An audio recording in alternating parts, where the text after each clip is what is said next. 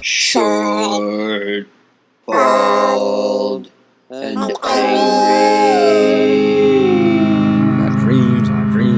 You sometimes find that your dreams get in the way of your dream. Get out of here! Dreams blocking dreams.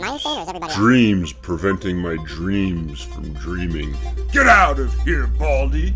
He called down a curse on them in the name of the Lord.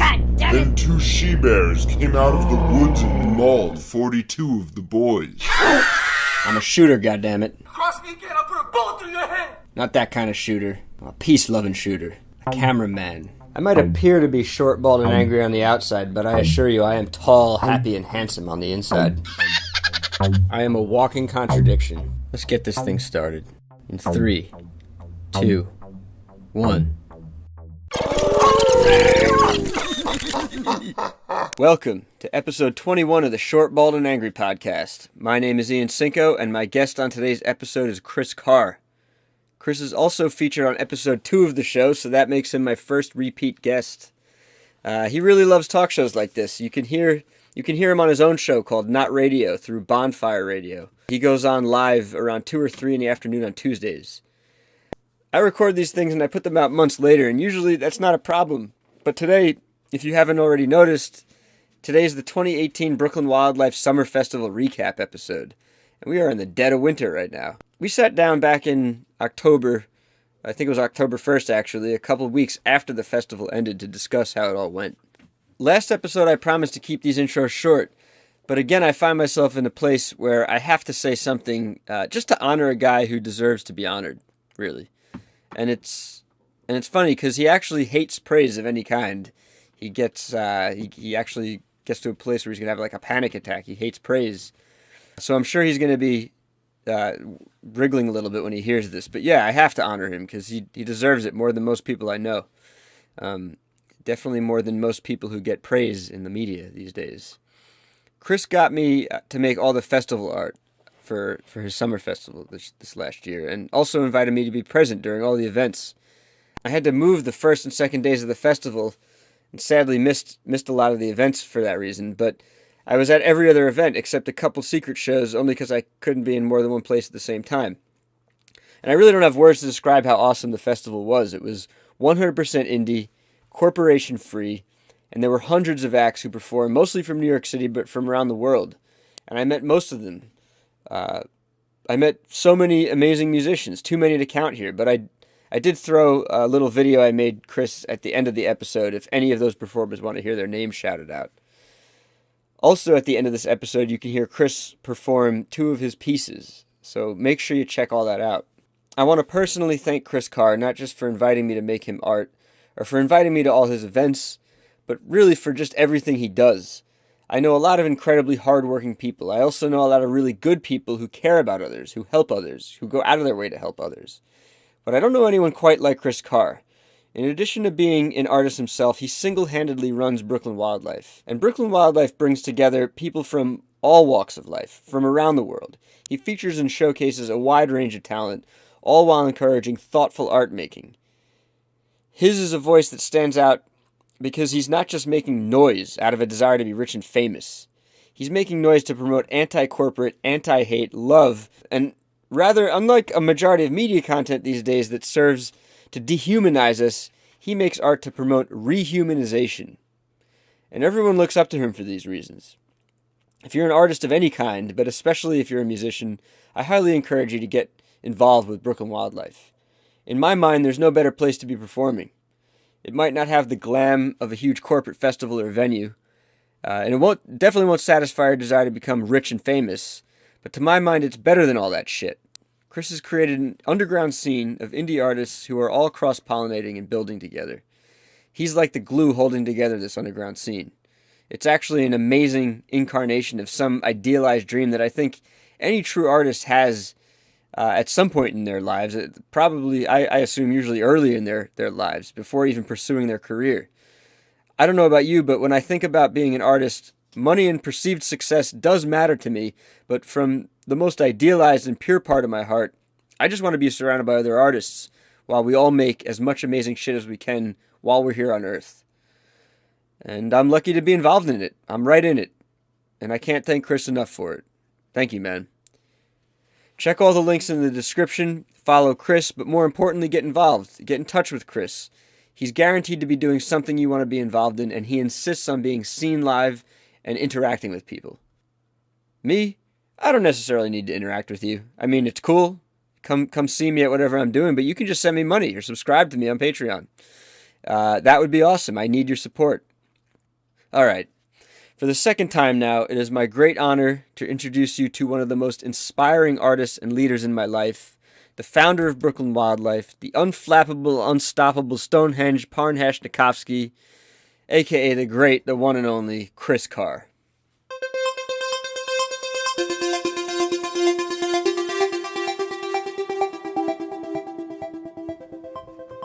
All right, I'm back with Chris Carr again. It's been, how many weeks has it been? Has it been 3 weeks? I was trying to do the math. About two and a half. 2.5 weeks since the Brooklyn Wildlife Summer Festival 2018 came to a close. We had a little bit of time to decompress, or maybe not. I don't know. I've had a pretty stressful few weeks, and Chris was just ranting about some stress that's going on in his life too. But we've had some. Maybe have you had time to reflect yet, or are you about to do it off the cuff right now? Yeah, I got some reflection. Motherfuckers are soft and think life's supposed to be easy, and it's not. And Bama's always be trying to finesse. I'm telling you, like, one of the most frustrating parts of being in New York is knowing that you have to watch your front, back, side, up, down, in between, because motherfuckers are always trying to hustle you up here. And I want to be a nice person. I want to help people. I want to be open-hearted and trusting of folks. And up here, motherfuckers are really pushing the limits, yo. Yeah. Yeah. I mean, you're not even talking about con artists. You're just talking about selfish motherfuckers who have no sense of decency. And it's not even in a certain way their fault. It's like the grind of New York or the stresses of New York put people in situations where they make really shitty decisions in terms of how it affects other people. Yeah. And their lack of awareness of consequences because they're so self-oriented. Yeah. And so, since the festival, we have had to prepare to move our art space. I have cleared out my whole apartment. GAMBA Forest. GAMBA Forest is moving. Is moving. Yeah, we're moving. Yeah, I heard. I got all new roommates, and so the process of getting new roommates is always some haywire shit and people running game. Went down to D.C., working with my mom's house and doing their Airbnb. Again, always people trying to finesse. And we were talking, your mom's going to come on your radio show, right? No, she's not. She's never letting people record her, you know. But you know, I got to say, life is good. Things are good. I woke up yesterday in Westchester, went out, walked in a meadow, looked at the bees and dragonflies. I chopped wood, stacked wood, carried wood, started a fire in the fireplace. Nice. And, yeah, it's beautiful. I mean, I skipped rocks on a little creek. So I can't complain about anything in my life, but things have not chilled out like since the festival at all. You just go harder. Yeah, just go harder. You separate. What are you saying? You're separating your life from Brooklyn Wildlife events and things. I'm saying I can separate the stressors and the things that piss me off, and rant about it for 5 or 10 minutes and still be really happy with my life. Yeah. Like, I want to make sure that throughout this discussion, no matter there might be some rants. We might get heated. Yeah, no matter how intense. But there's a lot of love.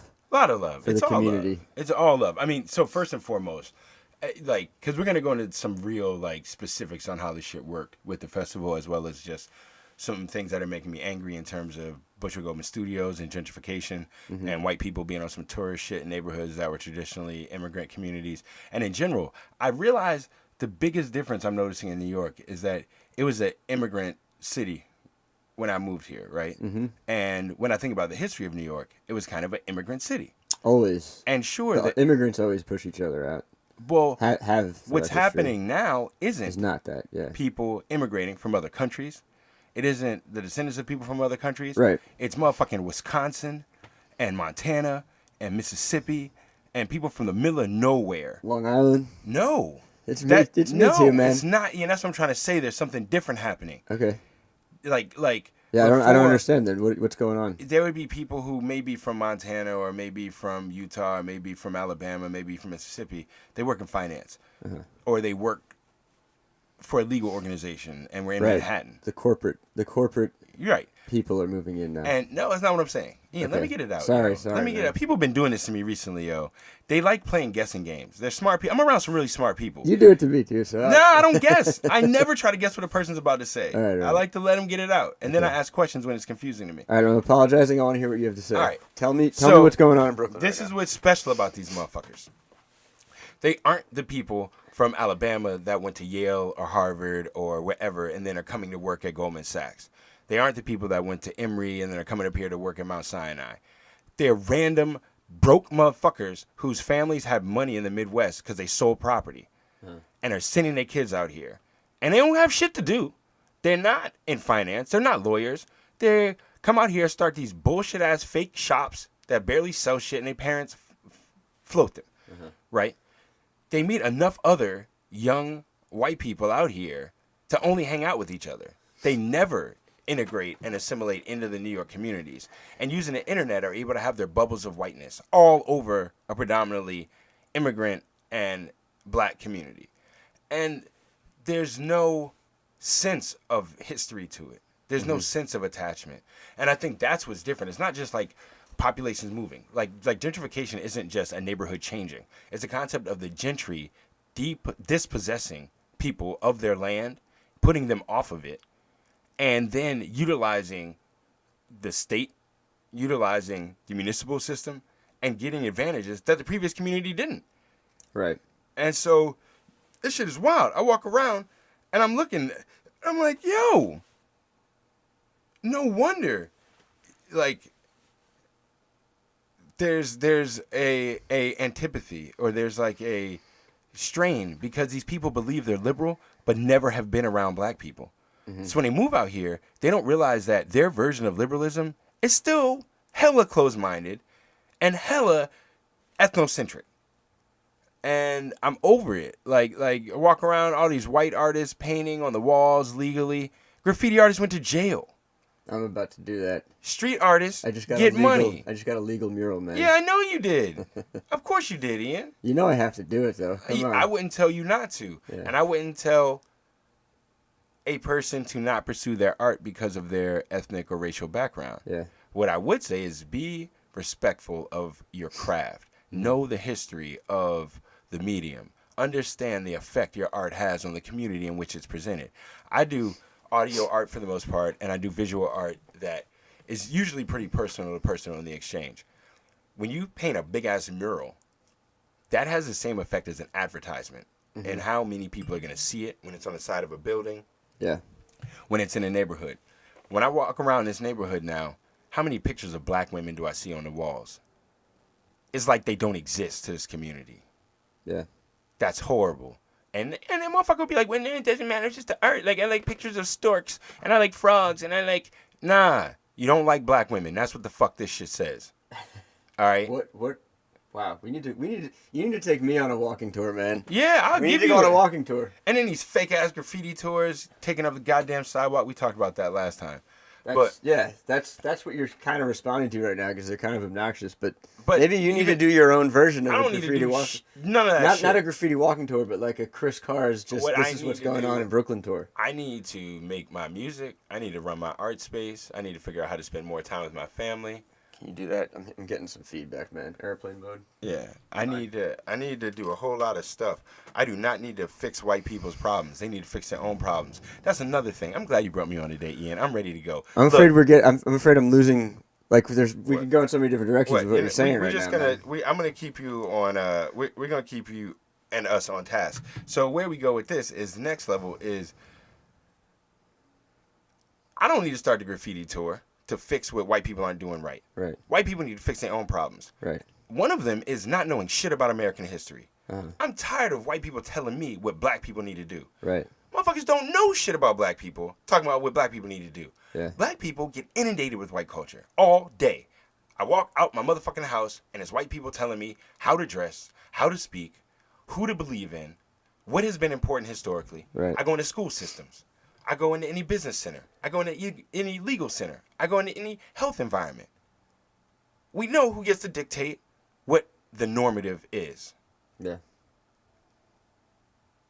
I don't have the responsibility of re-educating all these miseducated people. They have that responsibility.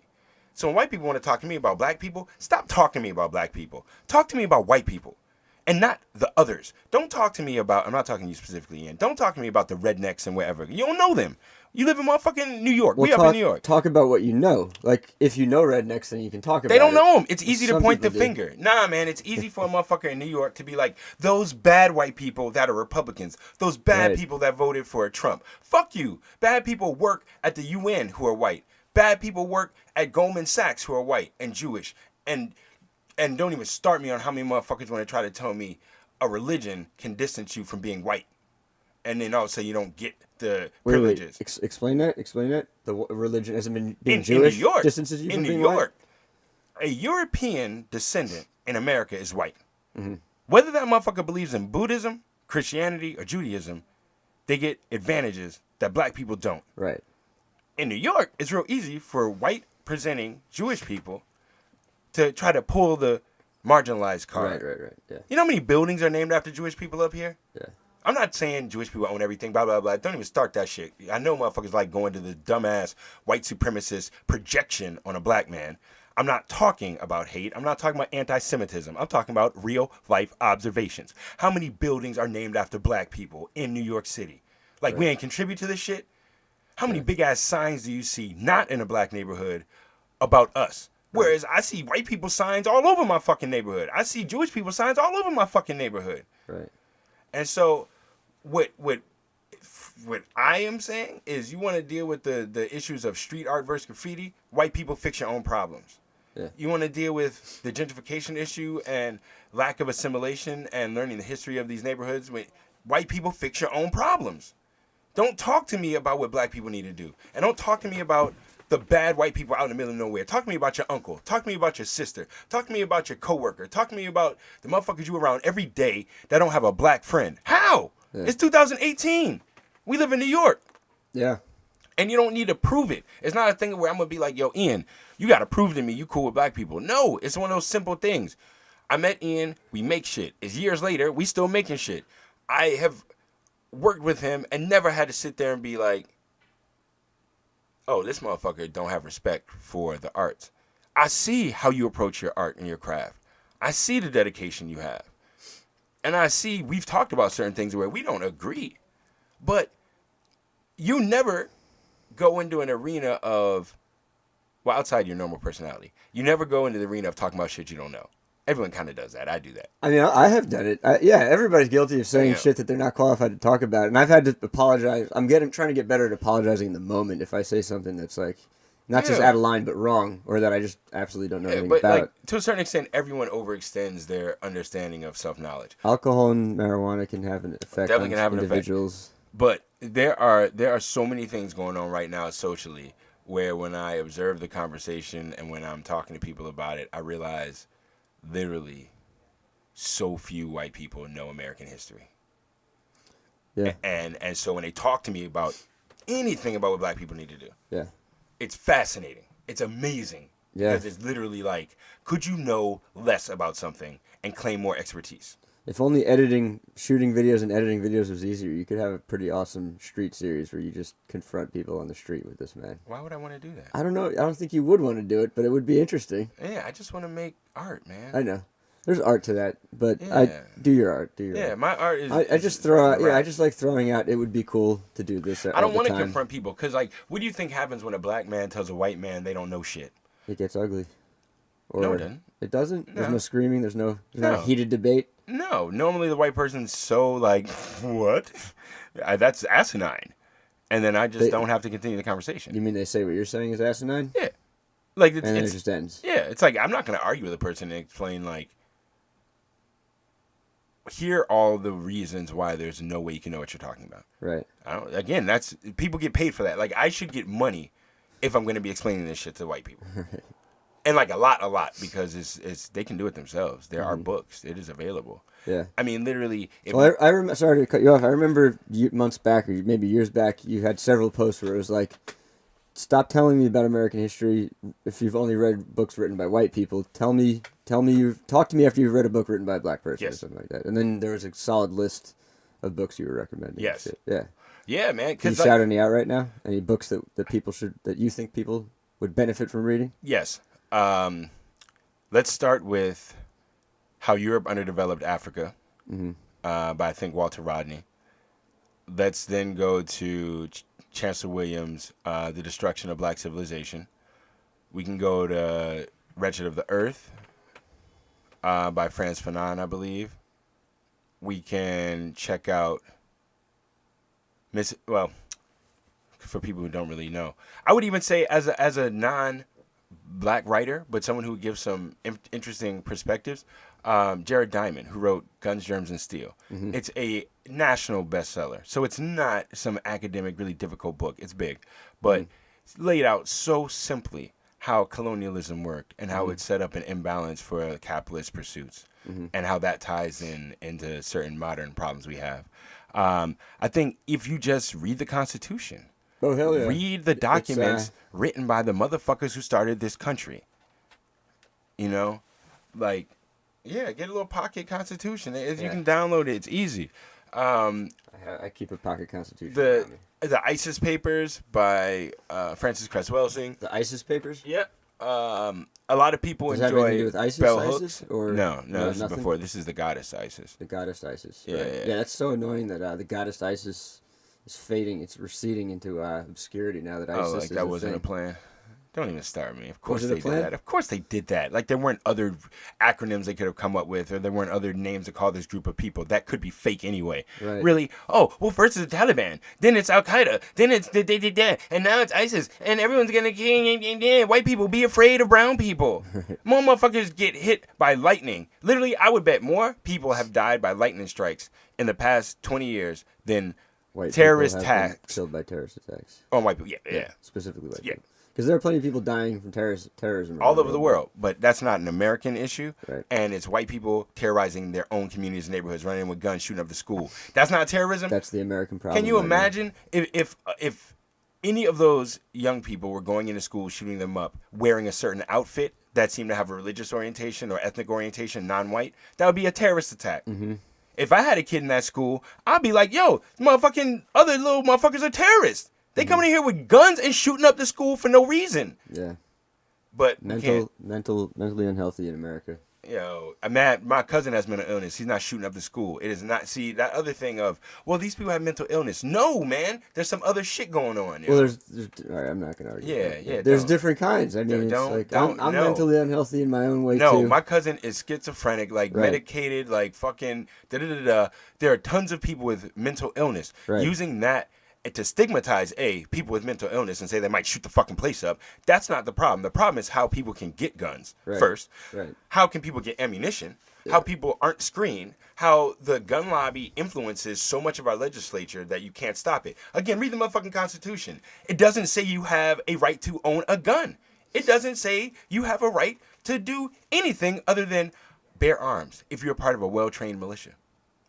Why Is would that there what the militias? fine print is? It's specifically to bear arms for like a It thing says with a group or something? A well-trained militia right to bear arms shall not be infringed upon. Now, at the time, did they have semi-automatic weapons? No. Other arms or like weapons that the government restricts or bears, or stops you from having access to. Yeah. Can I even carry brass knuckles? No. If I carry a knife that flips out or is a switchblade, illegal. Can I set fires wherever I want? Nope. Can I use fire bombs? What about chemical weapons? Nuclear weapons? Biological weapons? There are tons of weapons, and even a goddamn taser in certain places is illegal. Right. So how of a sudden a gun can't be regulated? Yeah. What the hell? That doesn't make no sense. Right.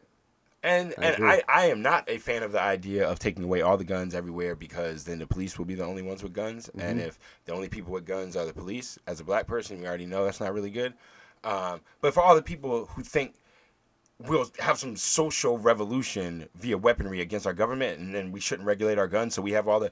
That's crazy talk. It's not Motherfuckers happening. got tanks. New York City that's not itself what's going has on in jet America fighters. right now. Yeah. You know, we ain't fighting the government with our little M16s and shit like that. Mm-hmm. We don't need that shit. You need an automatic weapon to go hunt. If the government's attacking us in any way, they don't even need to fight us. They're not fighting us. They don't need to fight us. They can fuck us over in 100 different ways. Yeah, shit is crazy. Yeah. So I mean, there's so many elements of where I would really suggest people start doing the knowledge, doing the history, doing the research. I wish I could dedicate more time to it. I'm just running day to day, running around in circles. I don't have time to read fucking comic books, watch movies, read anything with value in it. You know. I will not allow that to be your answer. We need. None of us. We all need to educate ourselves. Have time, right? And help educate each other. Part of the grind. Yeah. And part of exploited labor. Yeah. Is making sure we don't then find knowledge of self and knowledge of community and knowledge of history. I'll echo it, man. And you're around people that produce work that has this information in it. So you're lucky. You may not need to do the same amount of personal research on your side time because you're around a person like O'Henry who's going to start saying shit in front of you and you're going to get that information. You're around people. I'm not saying I need to do the research. I know you're right, man. You know, but you also have the advantage of in your personal life having people around who are in it and who exchange with you. Other motherfuckers haven't even taken that step. Mm-hmm. And so I get that.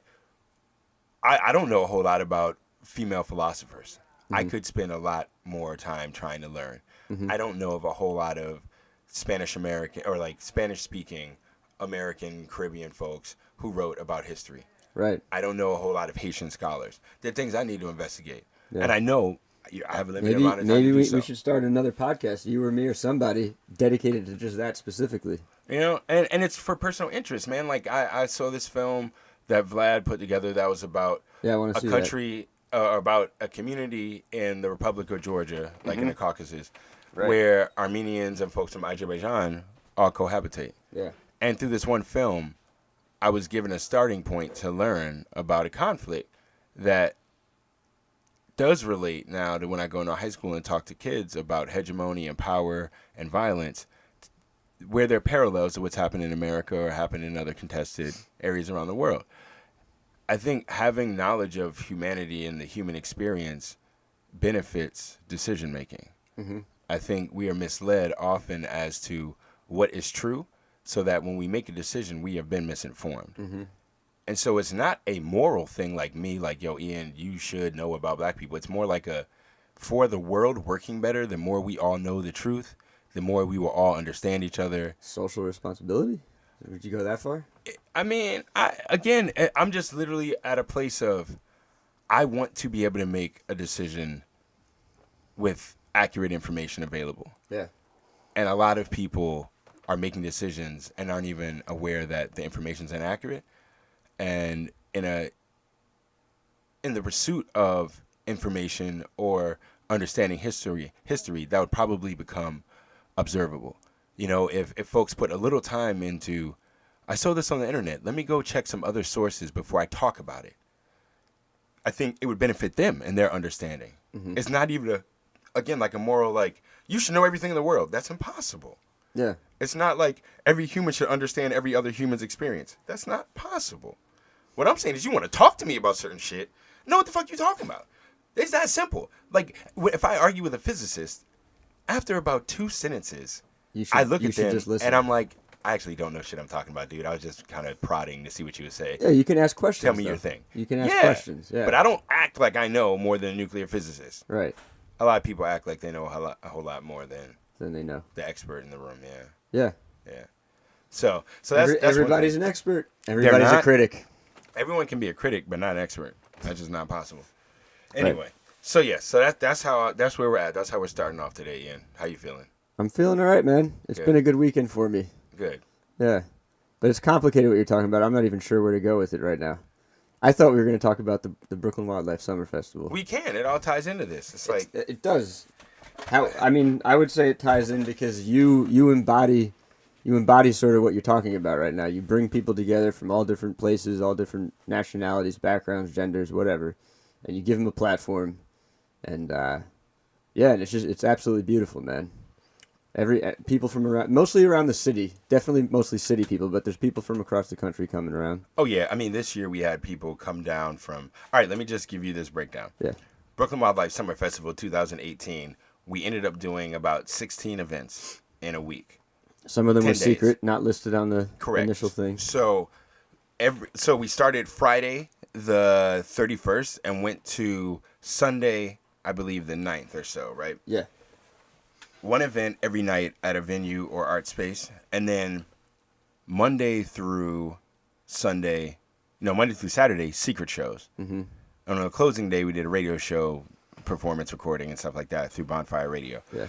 So we ended up with something like 16 different events. Some were in people's houses. One was on my homegirl's rooftop, had the cello players up there. Another one was Vlad screening. Another one was, I think we did a show with O'Hene during that week.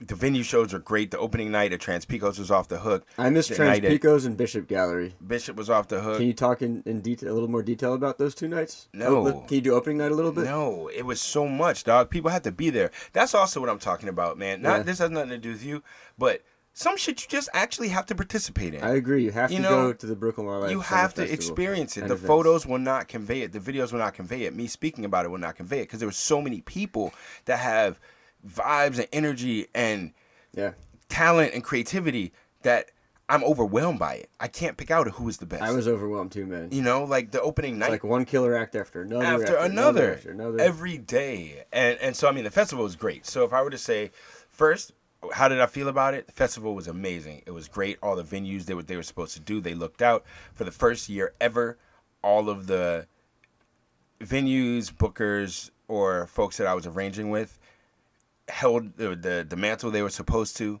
They were very, very receptive to the ideas. They were very accommodating when we needed certain things. Yeah. You know? And we went hard. Like with Secret Project Robot on the last Saturday, we started at 8 p.m. and went till 4 in the morning. Yeah. Sound Woman was there, and at the end of the night I was like, yo, sorry we threw so much at you. Like, because we had a lot. Shout out Ariana. Yeah, and she's like, nah, I fucks with y'all. Like, let me know if you ever need a sound woman. She's a sick musician too, man. I'm sure. Like, I'll tell her to send you her links or whatever. Yeah, and so that was lovely. At we were cooking it up like at the outdoor part. We have folks come down from Maine, people come down from Boston, people come from California, from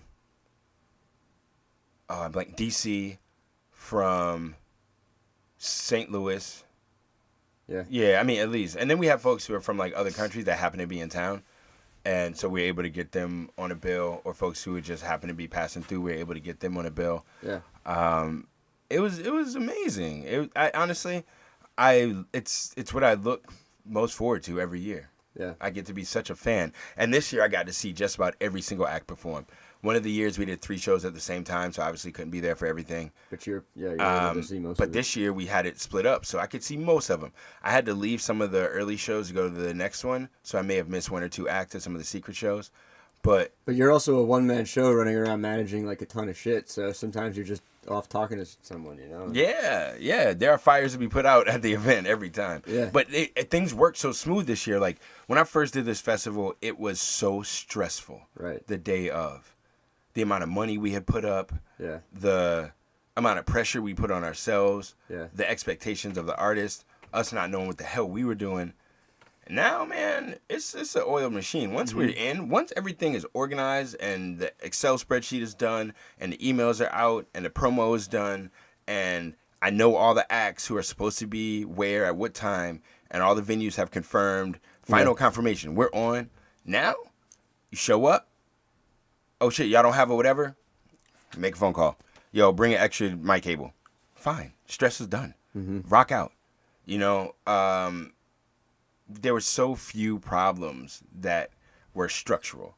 Yeah. There are always the problems of like people having to change their schedule last minute, or you get to a venue and you can't start when you plan to, so it pushes it back a little bit, you know, but then you work it out and everybody was super chill. I learned a lot in terms of how music is changing and how people are changing in terms of going to appreciate live music. Right. I think... Like in what way? Most of the new venues opening around here are not live music venues. Mostly bars. Yeah. Mostly not sports bars per se, but like cocktail bars, sports bars, karaoke. Not live music all the time. And when they do, it might be like some chill in the background shit, you know, or like a jazz band sometimes, or maybe once every who knows how many weeks a rock band. But there used to be a lot of venues where it's, what you doing tonight? I don't know. I'm going to go see a show. Where? I don't know. We can pick from 6 places. Mm-hmm. Who's playing? I don't know. They always have something dope there. Yeah. And you would just go and see who played. Now, fewer people, I think, percentage-wise, because there are more people in the world. There are probably more people who do play instruments. But fewer people percentage-wise play live music. A lot of them use electrical equipment, DJ equipment, controllers, beat machines, loopers, loop pedals. So it's like a one-person setup. It's not like a band with drums and like all live gear. Now, you have fewer people doing it. You have fewer venues putting up money for it. Because in order to have that type of setup, you need to do more soundproofing. You need to do more in terms of owning equipment and paying people to run the gear and making sure if it breaks that it gets fixed. It's more labor intensive to run a venue with live music all the time. The booking is far more difficult. Finding acts that have any type of backing is difficult. And live music will push people out. People will come into a bar where there's nothing happening except you playing Spotify and be fine with it, order drinks. You get a band playing where people are like, I don't listen to rap music. They leave. Right. You get a band playing where people are like, yo, that rock music's too loud. They leave. Didn't you also tell me one time something I've heard before, which is like just fewer people are even just going out to see shows in the first place? And so that was the third component. So you have fewer people doing it, fewer venues allowing it and taking on the burden of it, and less of an people audience. Aren't as interested. Yeah. So there's now a conundrum. It looks like via the internet, so many bands are popular. Yeah. But actually, no one will come to their show. They actually Like don't have a fan 15K base. 15K followers or something, but no one shows up to see them. I see that all day. Anyone listening to this, you can save your time. You do not have to send me a link to your social media showing me how many followers you have, how many likes you got. Which is rare because a lot of people, that's one of the first things they check these days. Fuck them. Fuck Instagram, Spotify, Facebook, YouTube, all of them. That shit is not about art. That shit is about statistics, metrics, and selling space. So you can have 15,000 followers. I know you paid for it, motherfucker. I went to your show. There are 30 people there. How you got 10,000, 15,000 followers and 30 people at your show? I got motherfuckers I work with who won't use the internet and get 90 people out. So I learned a lot in also talking to all these different bands because some of them are very internet heavy and internet savvy. Some are very internet heavy and don't know what they're doing. Others don't use the internet, do very well. And I wonder, damn, dog, if you just set up an email list and if you just added some pictures and used the internet, you'd be killing it. And so I love all the different perspectives. I have friends who are heavy, like, no, you use Spotify, you use streaming. Once you use streaming, you get into the influencer game and more the marketing side and yada yada. Other people who are like, I'm not paying Spotify to put my music up, and I'm getting to see what works. I'm getting to see like what things stuck on the wall. The festival really helped me learn who knows how to promote well, who's willing to promote, what acts have a focus on talent and heart and like engagement with the crowd, and which bands have a good marketing team as opposed to those other things. Some have both. I don't know. So it's beyond. Some of them were squads, man. Some of them would be like there were maybe 3 or 4 people on stage, but they had a whole squad with them. Yeah, man. Like I really fuck with ORG or Nothing. Oh yeah, they were awesome, man. They came through. But you told me they didn't bring anybody, right? It was just them. They just came through and got the party lit. Yeah, they came through. I had to throw them on super late. They are very busy live act. We had no bread, and so, we had to just work out kind of last minute. Like, can y'all do it? And they're like, yeah, fuck it, we got you. That was at Secret Project Robot. Yeah, and they killed it. When I look at, there's this cat Miles Bullen, I think is his name, who came down from Maine. That Bama put on a show. Like Keita P and them put on a show. Carrie Blue put on a show. Yeah. I mean, he has a song about his mom that almost makes me cry every time he plays this shit Lifeline? live. I don't know the name of the song. I cry. God is my mama, I think. Oh, God's my mama, yeah. Yeah. There's also Lifeline. That song makes me cry. And I'm doing a video for it, man. Yeah, so like when that type of shit's happening, it's just all inspiring. And I know the effort O'Henny puts into stuff. Kerry Blue just did a festival, the Empire State Music Festival, maybe 3 weeks or 2 weeks before mine, and packed out Bowery Ballroom. You know, he does a thing. Kerry knows what the fuck he's doing. I don't know if I met him. And did I meet him? you would have Kerry Blue, yeah. But I got to really see some awesome non-male performers. I go to festivals, and especially ones that are rock and hip hop oriented, and there would be so few women. Mm-hmm. Sometimes with acoustic and singer-songwriter shit, you get a bit more balance. But at this festival, man, Merce Big Body Benz, smash. You know, Miss Dukes, smash. I walked in when Stitch Millsy. 81 Classics was playing, and first thing she made me put my box down, put my hands up first thing. Stitch, don't forget the classic. You know, like, killed. And there were a number, like the DJs who finished at Secret Project Robot. 2 young ladies that are like 21, 22. Yeah, there we go. They make their own beats. They DJ. They come up with their projects together. They understand the aesthetics. They understand how to get their music out to people. And when I was their age, I wasn't together like that at all. And so it's they have dope. their shit together, definitely. Yeah, so it's dope. I get to go see that, you know? Can we talk about that little thing that happened during the second act? Sure. Yeah, I mean, like, right now, I'll reiterate what Chris just said. He put a lot of effort into making sure it wasn't just a bunch of male performers. He put a lot of heart into it. It happened. You got a wide variety of people, women, all kinds of people. And so, like you said, that show ended with two female performers. And I forget, it was just the end of the show. It was like the last girl was performing, right? Mm-hmm. And we were tired. I mean, I was ready to fall asleep. You were probably tired. I don't know where you were at. You had just like shoved a bunch of food in your mouth because you hadn't eaten all day. And I forget what it was. You introduced the first act, and then the second girl just went up. I think you were in the room or something. Yep. Or maybe you were in the room. And the second girl just went up, and this girl came out of nowhere. And at first, I think we both thought she was going to flirt with us. That's what it felt like for a second. And she had like a really nice little way of saying, "Hi, hey, how's it going?" And then she just started like with a hard line of questioning. And I had just gone through a breakup, and I was feeling a certain type of way about like a certain line of questioning. And I was ready to start sticking up for you and like say something a little aggressive. But she essentially was like, "Why did you announce her and not the second one?" And I don't know what she was, but she was insinuating something. Right now, to this day, I still don't even know what she was insinuating. It kind of felt like she was saying, like, you don't respect women. She was like, that's what I was getting from her, man. Well, but you very calmly handled it. I respect the way you handled her, man. I mean, it was talk to her respectfully. And it was odd. One thing, under the tutelage of the universe, I'm learning how to like calm the fuck down when people don't know what they're talking about, right? And not increase or escalate the conflict, right? And add extra things to then have to argue about. So we're sitting there. It has been 9 days or something like that of shows. Right. Again, I can always do more work, but I know we made sure we had folks at our show where being from another country would not stop you from rocking. Mm-hmm. You didn't have to do your shit in English. Mm-hmm. You don't have to present in any type of gender, blah, blah. We don't give a fuck about that. You can have sex with whoever you want and kiss the people you like. We don't care about that. Brooklyn Wildlife is as open-minded and it goes. It's just, those things won't be barriers. You know what I'm saying? I can't be like, I don't know how to define open-minded. You know what I'm saying? I'm sure I'm closed-minded in certain ways. I don't want assholes at our show. Inviting. But, yeah, inclusive. What I'm saying, no, I'm not going to use none of those terms because that's bullshit white people talk.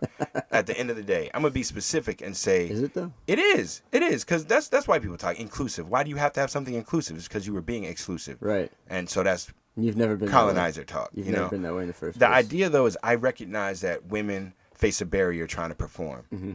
Being a woman is not going to be a barrier when you fuck with us. I recognize that if you're trans, there are people who will not book you or who will not place you in spaces where it's not where it's not homogenous. Basically, It's like, well, if you're trans, I'll put you on a trans show. Nah, every person on the show is on the show because they're talented and you work with the other talented people. I don't give a fuck about the background. That will not be a barrier. So this concept of, well, then if we want to do a show for the LGBT community, nah. We're going to do a show, and there'll be people from the community performing. Yeah. And there'll be people from the black community performing, and there'll be people from Bushwick performing, and there'll be someone from another country performing. Yeah. And you'll get the perspective of the actual community in that spread. So I know that you have to be cautious. Like, well, how are women treated in these spaces? So the Bill last performance of the night, I gave them I think an hour and a half long set because I know they were going to do DJing, they're going to do production, they had a whole bunch of stuff they wanted to do, and I think it was going to be like an hour and a half.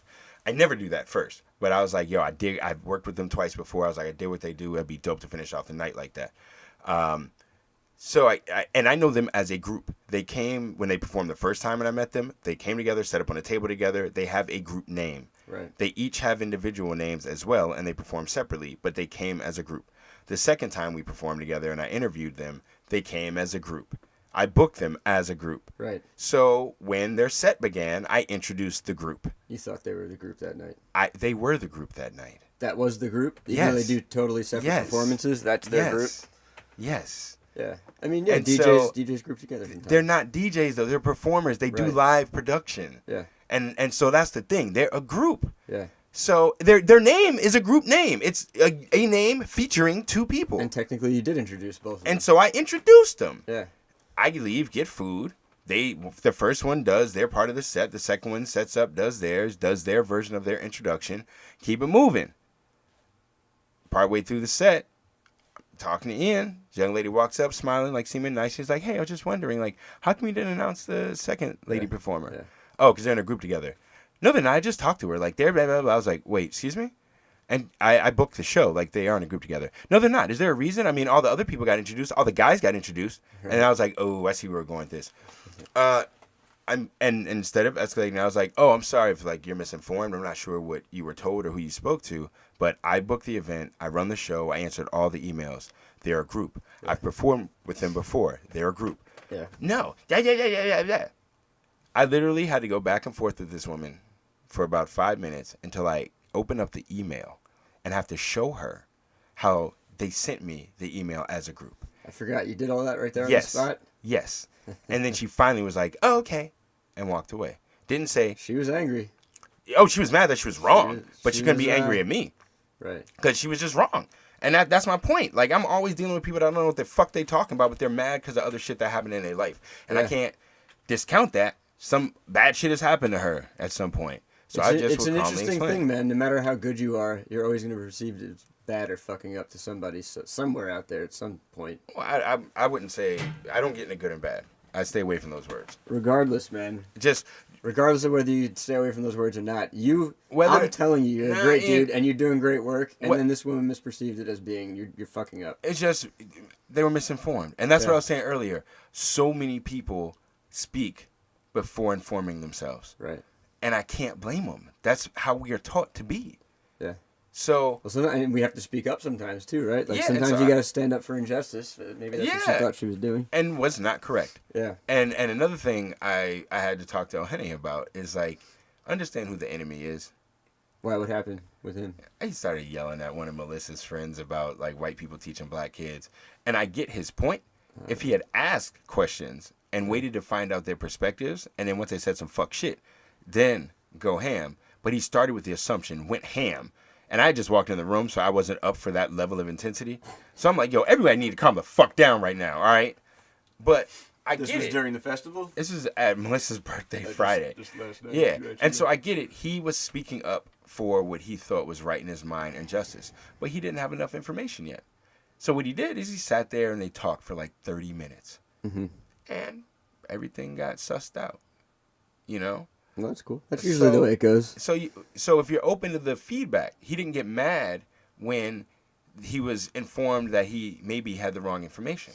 He sat and they talked. Yeah, I'll say that about O'Henny. He might start really like ridiculous debates with people, but he'll sit there and hear it out, and he'll ask really annoying questions until he understands. Yeah, and he'll listen. And so when this lady attempted to do what she thought was just, was met with, oh wait, you actually are misinformed. She didn't want to have that conversation. She didn't want to hear the answers, man. No. Yeah. She just wanted to confirm what she had believed. She was almost telling you something rather than asking a question. Yes, that is correct. And I was there, man. I was angry. I was getting angry. I was having a great night, and I just started feeling like I was fighting with my girlfriend. Oh, no. Yeah. I think I was in such a mood of like, yo, this festival's been so dope. You're not about to make me feel bad. Yeah, it was just, like the vibes were incredible, but man. I'm also the type of person where you can't tell me I am something I'm not. Right. If a person wants to say, you're anti-Semitic because you ask how come there's such a large proportion of wealth in a community with such a small number of people, that's not anti-Semitic, asshole. That's an economic question. And I don't care how many times you try to tell me I'm being anti-Semitic. I know I don't hate people. I know that in the people I work with, we are from all over the motherfucking world. Right. And I am not in any way one of those people that takes white supremacy and applies that on everything in the world. Mm-hmm. So when young white women are fighting for a version of white feminism, they're supposed to do that. Mm-hmm. But they don't know who the fuck they talking to. Mm-hmm. And they're assuming I'm like these other people they've met and whatever's in the books that they read. But I'm okay knowing who I am so that when they start, I can be like, whoa, whoa, whoa. I'm not even phased. You're not even making me feel like I could be.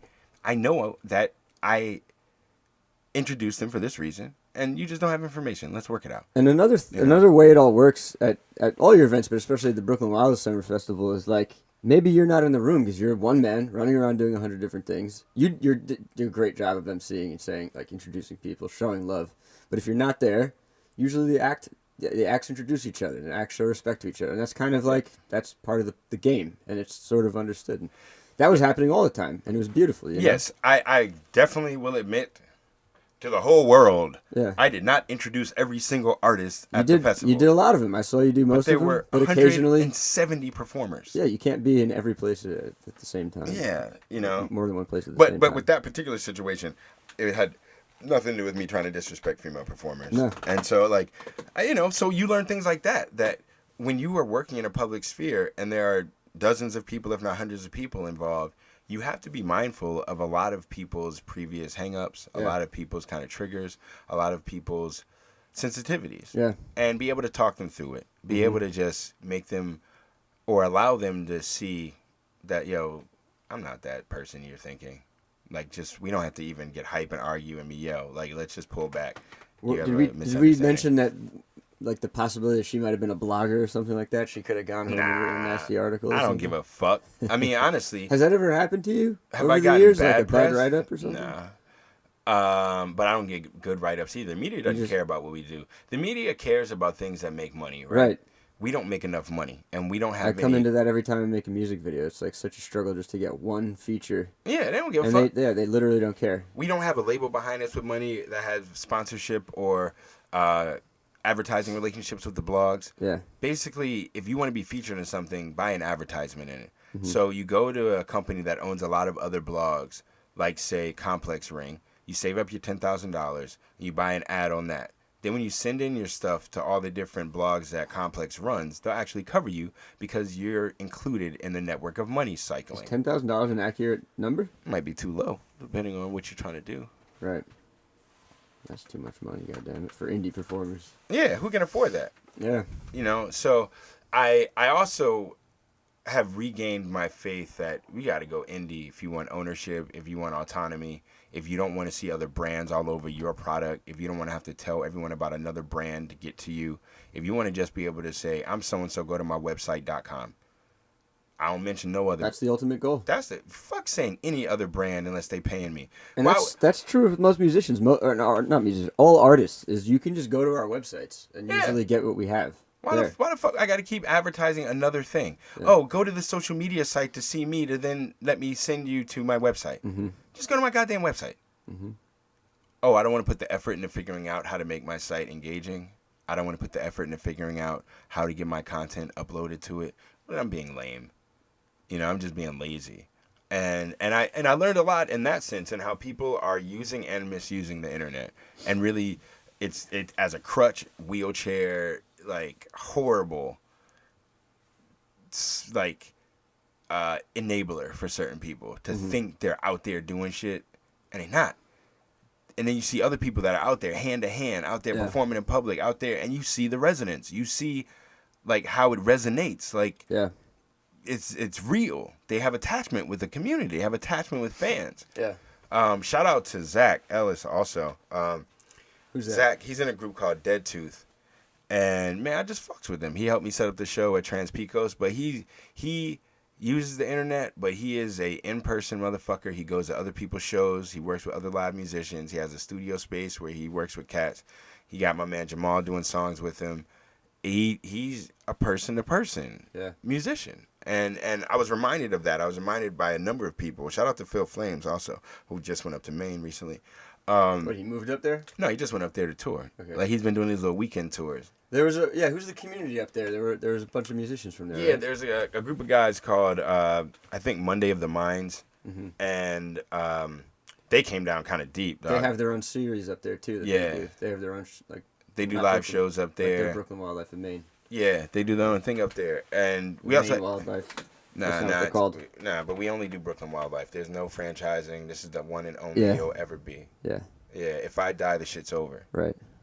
Yeah. I was debating with you on that the last night. Yeah, I'm solidified. If But I die, the shit's over. There'll be I do another believe. name I for do something. believe. I know. You don't take the branding. You don't brand Brooklyn Wildlife, and you don't think of it as a corporate thing.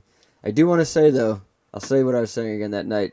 Sometimes the things we create become bigger than us, and we do lose control. But Brooklyn Wildlife is under your control. You are Brooklyn Wildlife. Yeah, how do you lose control of it if you don't give that control away? Right. You lose control when you start needing outside hands in your pot. Taking other people's money. And even letting other They people... put their hands in your pot. Yeah, and it may be not just corporate hands. It could be someone who says, hey, I know you guys are trying to do this and that. I'll let you use this space I have for free, but you just need to let me do this and that. Right. So let's say we set up and we start getting shit rolling, and then they like, well, you know how I said it was going to be free? I need to be able to do this. And you're like, I don't want to do this. And they're like, well, then you're going to have to move. And they tell you that after you're all set up. Of course. Too late.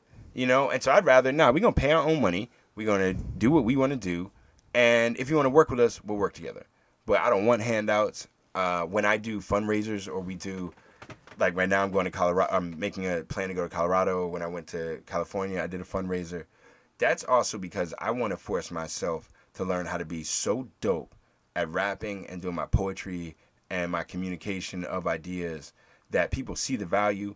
And when they think like, damn, I just bought a drink that cost $16. Mm-hmm. I can send Chris his $10 and he's going to be doing shit out in these places that actually benefits community long run and allows for it to go in a way that he couldn't do himself because Chris doesn't have any money. And we all know that. And for me, I don't want to appeal to any corporate entity. I'm going to learn to make this person to person and have such good quality content that it's nothing. Like it's like a secondary thought. Like, oh, Chris is doing a fundraiser. What, $10? Psh, let me send that. I want to see these videos that's about to come back. What, $10? Oh, I want to hear the songs he's going to make out there with some random Colorado motherfuckers. And I just have to make sure I'm that dope. Where it's, what? Where do you need it? You want to go from where? Once you're in California? Hey, here's $200. Go get that shit. You know? And that is possible when you think about how much money circulates in our society. Right. I don't need to rely on corporations. I need to just be good and have communications and engagement with the people. Right. You know? Amen, man. Yeah. Not in a religious way. Maybe it's religious. Maybe it's spiritual. Who knows? Who knows? But God damn it, man! I felt. I've never had a community, been a part of a community like that. Like I work with Brooklyn Raga Massive. That's another collective of musicians. They're a collective. They're a proper collective of Indian musicians. You know. Right. But I hope for everyone to cross over. I know sometimes they do. There was the first night at Transpecos. A member of Brooklyn Wildlife was performing that night in another band. I know that. Wait, a member of which one? I can't remember what it's called. No. A member of the Raga thing or Brooklyn Yeah. Wildlife? Yeah, no, Okay. she's a member of Raga Massive. What's it called again? I'd have to look at the sheet. No. Her name is Lauren. The massive thing. What's that? Brooklyn thing? Raga Massive, yeah. Brooklyn I Raga need to Massive. show you them more, man. And invite you to some of their stuff. So There's someone from there was performing at Transpecos. Yeah. And it's like the only two massive communities I'm a part of like that. It's Yeah. like just massive amounts of musicians, you know. And like they're a collective. You're the one man, but you bring the city together. I mean, that's the weird thing. You know that you have your differences, but you're massive together. We just got a write up in Huck magazine, and the title was like, you know, DIY community brings a party to your living room. Yeah. And it's one of those that's dope because we got the write up, and we will bring the party to your living room, your club, your Right. backyard, your venue, whatever. But we're not like That's a not collective. its main. Yeah, we're not right. a collective, right? And I would say only reason I try to distinguish that we're not a collective is because collectives tend to have a unified mission or message. They have to have meetings with team members. Exactly. There's like 4 or more of them at least. Exactly. Yeah. That's not how Brooklyn Wildlife Representing works. the whole community. Yeah, that's not how it works. I make shit, I do shit, and I work with other people that are like-minded. If they're around, we do it together. If they go traveling, we don't. They just have to show up. You just got to show up. Yeah. And obviously be dope. Come prepared. But yeah, to do some work. And it's set your shit collective up a little work. bit. Yeah, it's collective work, but we're not a collective. That's the you educate everybody though. I like the way you do that. Like you're at a certain point, the bands, the acts have to get their shit together and do it themselves. But you kind of help set things up and show them how things work a little bit too. That's kind of beautiful because there's a wide range of ages too. There's definitely some kids coming through who are like pretty green. I love it. At this festival, we had artists as young as 18 and 19 and artists as old as 55 performing, 60, something like that. Yeah. And when you get into the visual artists, there's even more diversity or like variation in that spectrum. Right. How many visual artists were there? Shit, I don't know, bro. Because some of them were projectionists. Some of them, like you, did illustration leading up to the festival and showcase during the festival. Mm-hmm. Some people, like the opening night, a woman brought like 30 paintings out. At each show, there was some visual component for the most part. Yeah. But I can't keep track, man. And a lot of people are multi or interdisciplinary artists. So one night they may have been doing music. The other night they may be doing projections. Like I was showing photos. I was doing poetry. I was rapping. But I didn't even have a set. I was just doing, as you know, and you showed up last night for the end of Bushwick Open Studios. I was part of a show called the Essential Music and Art Show. And Eunice, our friend Eunice, man. Yeah. She's making art now. She's block printing and selling stuff. I had no idea. She had a table me set neither, up. Man. I assumed she was going to be performing, and then there she is with the table. Yeah, that was dope. People, we're creative people, man. Yeah, crossover.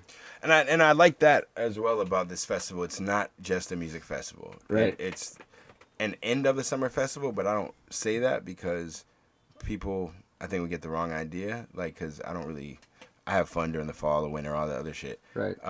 Why, if you say end of summer, it sounds sad? Yeah, almost, yeah. Yeah, I remember everybody was crying in like all social media, just like, oh, summer's over. And I was like, well, this dope festival's happening. You should come to this. A summer festival is still happening. That's right. And it's right after Burning Man. So it's a dope way to move into fall. And this year, the weather, man, leading up to it, it was hot as shit for like the week prior. And I was like, oh my God, I hope the weather's like this during my festival. And then I was like, wait, it's going to be too hot for people to be out during the day. But whatever. And then I looked at my phone, like, what's the weather going to be next week? It literally had rain clouds the whole week of my festival, thunderstorms, shit like that. Yeah, most of them. And I'm like, no. The first few days were fine. No, that can't happen. And every day getting towards the festival, the clouds were going away on the little report leading up. So literally it rained one time during an outdoor event. And it may have rained during other days. It rained a little more than that just because I had to take lifts because I was riding my bike. No, you're missing what I'm saying. Yeah. Not during the events, though. Outdoor events. Right. There were only a couple of events. Correct. Yeah. So the whole thing right there was beautiful, there. Like nature just did its thing. And it was summertime. It was warm. It's been warm out here up until now. It's like, what, almost like October? Mm-hmm. Sometimes it's not warm all the way this late. No, yesterday was super nice, man. Yeah, we got great weather for the festival. So it did work out to be a summer festival, not an end of the summer festival. Right. And it's not a music festival in that we have dancers, we have burlesque, we have lyra, we have visual artists, projectionists, photographers, painters, all these different elements. And Mitchell, who I never knew what Mitchell did, lays himself out naked and you write on him and he trusts you. He's like, I trust you. They do amazing art. And Mitchell is someone I've been working with for a number of years, and it has been rewarding, and I think I've had to learn a lot as Mitchell has transitioned in terms of gender presentation, and I had to learn to stop calling Mitchell him.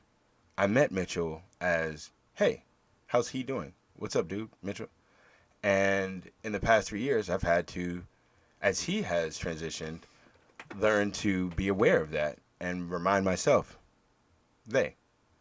That's how he wants to be referred to. That's how they want to be referred to. I didn't know that. And they. Okay. And so with the performers I work with, a lot of them we've worked together over years now. Yeah. It's not just, I got a festival, I take anyone who's coming. It's like, no, I'm working with specific artists that I think are You're, bringing you're quality. curating. Do you call it curating? You're Yeah, curating, and I set up the bills. I read every single email. I listen to every single band or You're pairing performer or people watch the. Because Yeah. you think they go well together. Yeah, that's why I think honestly some of those bills, if I had even switched 2 people out, Would've it would been have all not worked right. I mean, so let's stick with Bizarre Bar for a second, because that's where Mitchell laid down and people were drawing on him. And you got, I saw how excited you were when you started putting, you had like, who was the performer on stage? I don't remember her name right now. She was amazing. And then you also had the aerialist doing on the hoop thing. So you had the people on stage, her on the hoop, and Mitchell on the ground. And it was just this moment where the whole bar had shit going on, man. Yeah. Multiple things happening at the same time. Yeah. And I remember the girl who was doing the aerialist stuff, at first she was just kind of like, all right, where do I get in? But once she got in, it just like, it brought everything up. It brought it way up, you know? Yeah. So I mean, it's You're lovely. You mix shit together in ways people would never even think to do it, you know? I'm lucky to meet these talented people and folks who would do it for the love. Because like I said, I don't have money to pay people. We don't make money off this shit, especially not for how much time and effort we put into it. But we end up with awesome experiences. I think as artists, we are learning and A&Ring ourselves.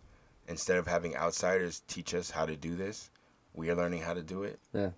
I think I am constantly inspired and pushed by the artists that I meet, and to reevaluate where my origin point is, or like, what is it that's important to me? Why am I doing this? Yeah. Who does it actually benefit? So I'm beyond like blessed, lucky, fortuitous, whatever, you know, the goddess of felicity has shined on me with the people I meet. It's like literally, it's changed my life. Right. Totally. The night when we were at the Glove, I went up to the roof for a minute just to get a breath of fresh air and check it out. And there were these 2 dudes, I don't even know what band they were in, and they were just like, this is so beyond punk. And I know I told you this has been brewing and building for a while now. It's here.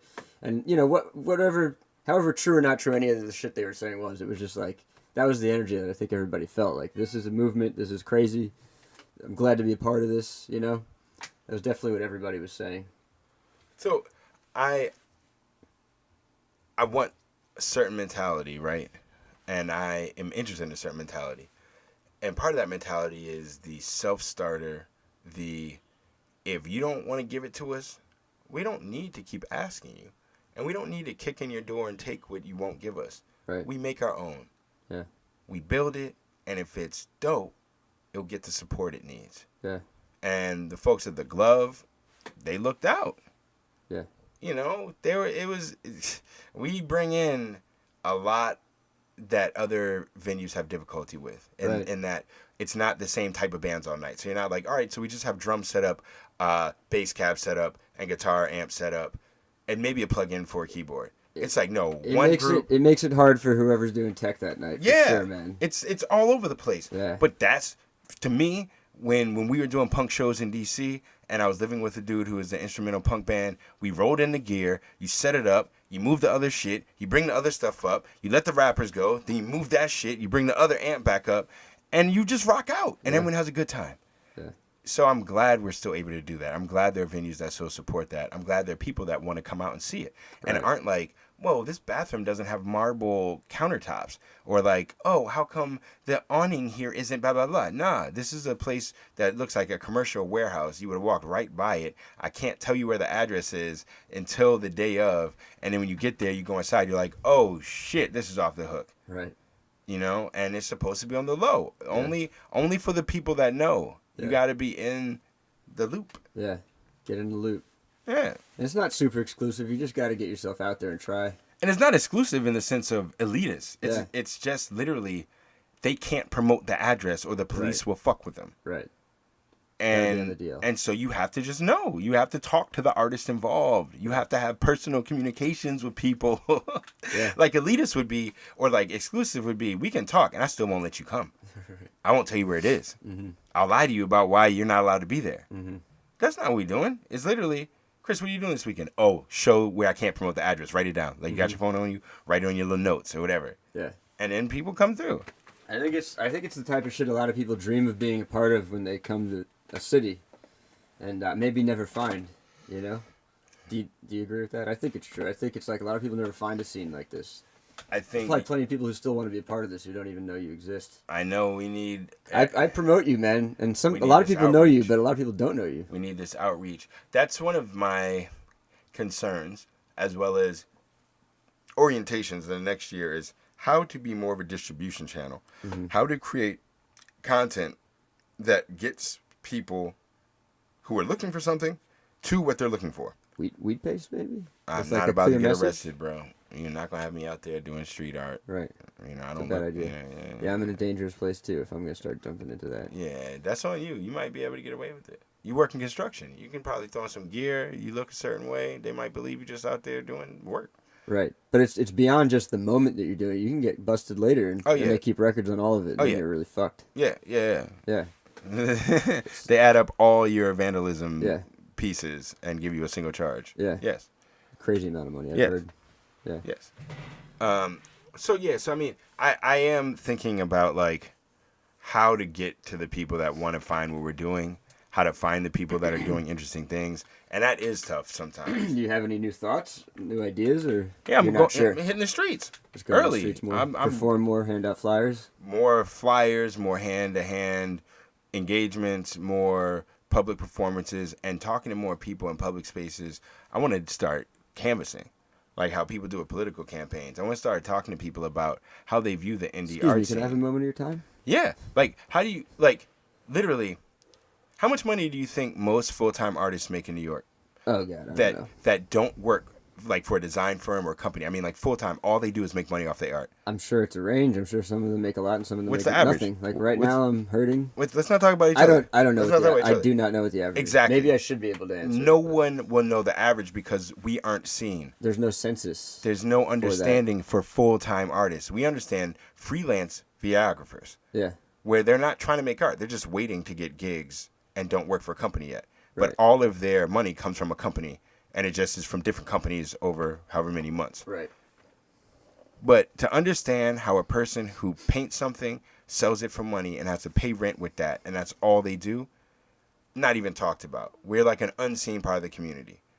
So I have no problem trying to engage people in that conversation and trying to figure out what is important about art to people. There is a social need for art, right? I know someone would say, well, we need physicists, we need doctors, we need lawyers, we need trashmen, we need real things in society, not musicians. Well, how many of those people were inspired in their lives to keep moving or continue or learn stuff through art and entertainment? Every single one of them. There is not a single doctor, lawyer, trash man, or blah, blah, blah that was never affected by TV, radio, music, dance, and these social products. But we don't recognize that. Yeah, it's an invisible thing. And so we need to make that visible. And artists need to start understanding what it is we bring to the table. It's more than entertainment. It's more than a disposable, I need something to do while I'm bored. That's not what music is for. Yeah. That's what entertainment's for. That's what I was talking to Shadi and Tev about this, and Tev's point of view is definitely like entertainment's a new concept. Art's old as history itself, and it's much more useful to society. Yeah. Yeah. So I have a lot of ideas about how to get out more. That's why I'm doing these venue tours, going to Colorado. Hopefully I'll go to Georgia. Hopefully I'm going to go up to either Vermont or Massachusetts later this fall. I want to get out to Canada. And I want to do a Red States tour. Yeah, man. Over a 2 or 3 year time period and go to all these places that, liberals and northerners want to be like, it's so horrible. I was out in Westchester over the weekend, and a friend of the family was like, yeah, society this, society that. Well, the people in the South are ruining the environment, and the Southern people, and they're horrible. And it's like, I lived in Georgia. I deal with more racism in New York than I dealt with in Georgia, because in Georgia, there were enough black people that had their own shit where I just hung around black people. I was going to all black college. I didn't deal with much racism at all. Up here, though, do they have a black college in New York City? Is there a place I can go where it's not Crown Heights or not like a Caribbean African community, but black? Harlem got taken over. Mm-hmm. And I do include Caribbean and African folks in the black experience in America, but I also know there is a real difference, dog, in like what food's available, how people dress, what's expected socially, how religion is viewed, And You said something or you echoed. You said this in another way on the last podcast. I forget what it was. You were talking about walking around Queens. yeah, People I mean, saying it's so everybody's the same diverse. there and, like, It's so diverse. Yeah. And so, like, I want to get out of New York and go see what it's like. Yo, let's go to Colorado. Let's go to Oklahoma. Let's go to Indiana. Yeah. And maybe I'll meet some people that fit what people have been telling me in terms of, oh, they're so evil and bad. Yeah. But most likely, I'm going to find humanity. Most likely. That's totally what I find every time I travel around the country. You know? Yeah. And I'm not actively moving around trying to find people the way you do necessarily, but I do. I am in my mind. I want to find these horrible people that everybody's always talking about. And I'm usually good at confronting scary people. Oh, But, I don't want to find the horrible people. You, I want just to avoid them. I don't want to But avoid. you still want to. You want to see different. You want to hear different opinions, meet different people, I just want to go learn, and learn. Yes, Yeah. I just want to go and learn. Yeah. And what I assume is communicate. I will and find make new relationships and Yes. shit. Yeah. Yes, I think yes. My hypothesis is that I will find humanity, Mm-hmm. and in that humanity, there will be some good. There will be some bad. There will be good people that do bad things. There'll be bad people that do good things. A lot of people are confused. You know. I'll admit I'm confused. Yeah. So I don't. Like I said earlier, I don't really ascribe to the good bad side of things. Right. But we just know, I will learn from it. I will then have firsthand experience and be able to make better decisions. Yeah. And have a better understanding of how our country really is at this moment, which I think would be fun also. So, how soon are you doing this? Is this still like you're just trying to get things together? You don't know when you're going, or do you know when you're going? I'm out. I'm October 17th to 24th. I'm out. That's the Denver one. Yeah, I'm going to Denver, going to Grand Junction. I might work on a lavender farm for like 4 days. Nice. Yeah, I need some outdoors. I realize I don't know how to build shit, bro. When I was younger, I took certain classes or I did certain things. I tried to build my own skateboard ramps or like, I took wood shop at certain points or I learned how to solder and do some engineering stuff as a like high school type thing, not like engineer, but just the beginning processes. Are you becoming you want to become a homesteader? Is that where you're going? You like just guessing, huh? Sorry, man. I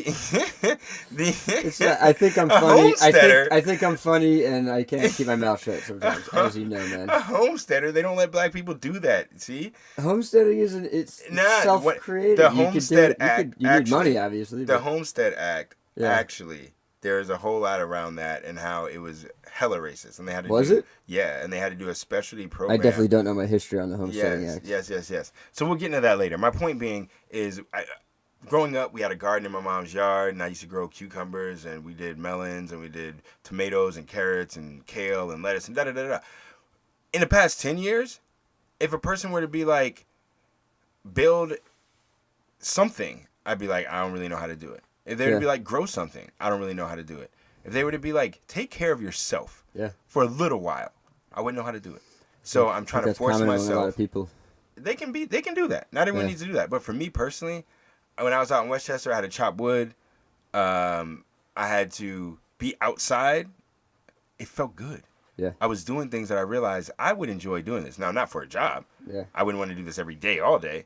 But I want to be hands in the dirt sometimes. I want to see a seed grow into a plant and then give off more seeds. Yeah. I want to be outdoors more than just walking from one place to another in New York. Right. Or riding my bike from one destination to another where I have shit on my mind all the time. Right. I'm excited about taking these trips also to see pace. Like when I went to Hawaii, I was already in super mellow mood. When I got out there, the first person I talked to is like, bruh, you need to calm down. When did you go to Hawaii? 5-6 years ago. Okay. And the guy's like, you gotta calm down. Before we knew each other, and then. How was Hawaii? It was amazing, life changing. Because again, that's when I learned about the sea turtles. Yeah. Sea turtle out there didn't give a fuck because it has no natural predators, and the humans can't fuck with them anymore now that they're protected. So you can walk right up to it, like this far away. They don't run. They don't do anything. They know nothing will happen. You saw a big one? Yeah, out on the beach. They lay out and sunbathe. Nice. And when they're in the water, they're just in the flow. Yeah. And I was just thinking, I have to understand that. I have to understand, be in the flow. Do not let people throw me off center. I need to recognize that I'm unfuckwittable. I'm unflappable. Yeah. But I forget that all the time, and I get nervous, and I get stressed out, and people freak me out, and people make me feel uncomfortable, and people try to intimidate me or do some domination weird shit with me. And I just got to remember. And you're also in the middle of the flames, man. I mean, you do way more than most people, and very publicly. So. You know, so I think the traveling and getting an idea of how other people live, like in Hawaii, people being like, chill out, I don't have a cell phone. And I'm like, wait, no one amongst y'all has a cell phone. Nah, the vibes let us know. You think about somebody long enough, they pop up. And you know how many people told me this while I was out there? Say what? What did they tell you? You just think about people enough, you'll run into them. Oh, right. They'll pop up. That's a true phenomenon. I've discovered that too. Yeah. You know, and it's weird. You don't need your cell phone. And imagine in New York, groups of people saying that. When's the last time you went out and 7 people didn't own a cell phone? Never. You Never know? happens. And so we could think it's impossible to live without the phone. And then you go to a place and see it, and they're like, oh, shit, dog. We actually could. What, that was out in Hawaii? Yeah. Yeah. Yeah. I mean, it was a valley community where they were doing water reclamation. They were trading food for gas. Much more barter-oriented system, growing their own stuff. Yeah. I gotta get to Hawaii. Man. Yeah, government wouldn't even go in there. Government's saying, we're not fucking with them. They also have guns. Hawaii's also expensive, but... It is. You can be broke as fuck in Hawaii. And just get by. If you are down with the bartering, live off the grid shit, you can be broke as fucking Hawaii. That's what I figure. I can't speak from experience, but I figure there's got to be so many interesting ways to survive down there besides making a ton of money. Yeah, I was on the mainland though. Food. I was on Big Island. Yeah. So like Big Island has 2 cities, Hilo and Kona. Neither one are big. Okay. It's so you can do things you wouldn't be able to do in Honolulu, or you wouldn't be able to do in Maui, or you wouldn't be able to do on some of the other islands. Right. But on the main island, Hilo and Kona, 2 big cities. They're not cities; they're towns. And I mean, they have hospitals and like it's the U.S. So I mean, it's big for Hawaii, but it's nothing compared to big cities. Nah. Right. Like Honolulu is like L.A. Right. So it's maybe not as large as L.A., but it's like that in the sense of modernity and culture and like how it's like now, like it's bustling. You know, there's a lot of activity economically, whatever else. Hilo and Kona are not big cities like that. They are like towns where there isn't a whole lot of economic activity. They are not the tourist destinations as other parts of Hawaii are. The economy there there's a lot of farmland. I saw bison, cows, a lot of volcanic land that you can't do anything with. Whole areas where the lava has blackened like miles and miles. That's unusable because of the lava and where the lava had already passed historically, and there's these huge lava fields. So I mean, it's a place where you can really get outside of how we live. Now, if you went to Honolulu or you went to Maui, not the same thing. Yeah, not the same thing. Yeah. So what's going on with Gamba Forest, man? You guys have to move. It's moved. Yep. You're looking for a spot right now. When are you out?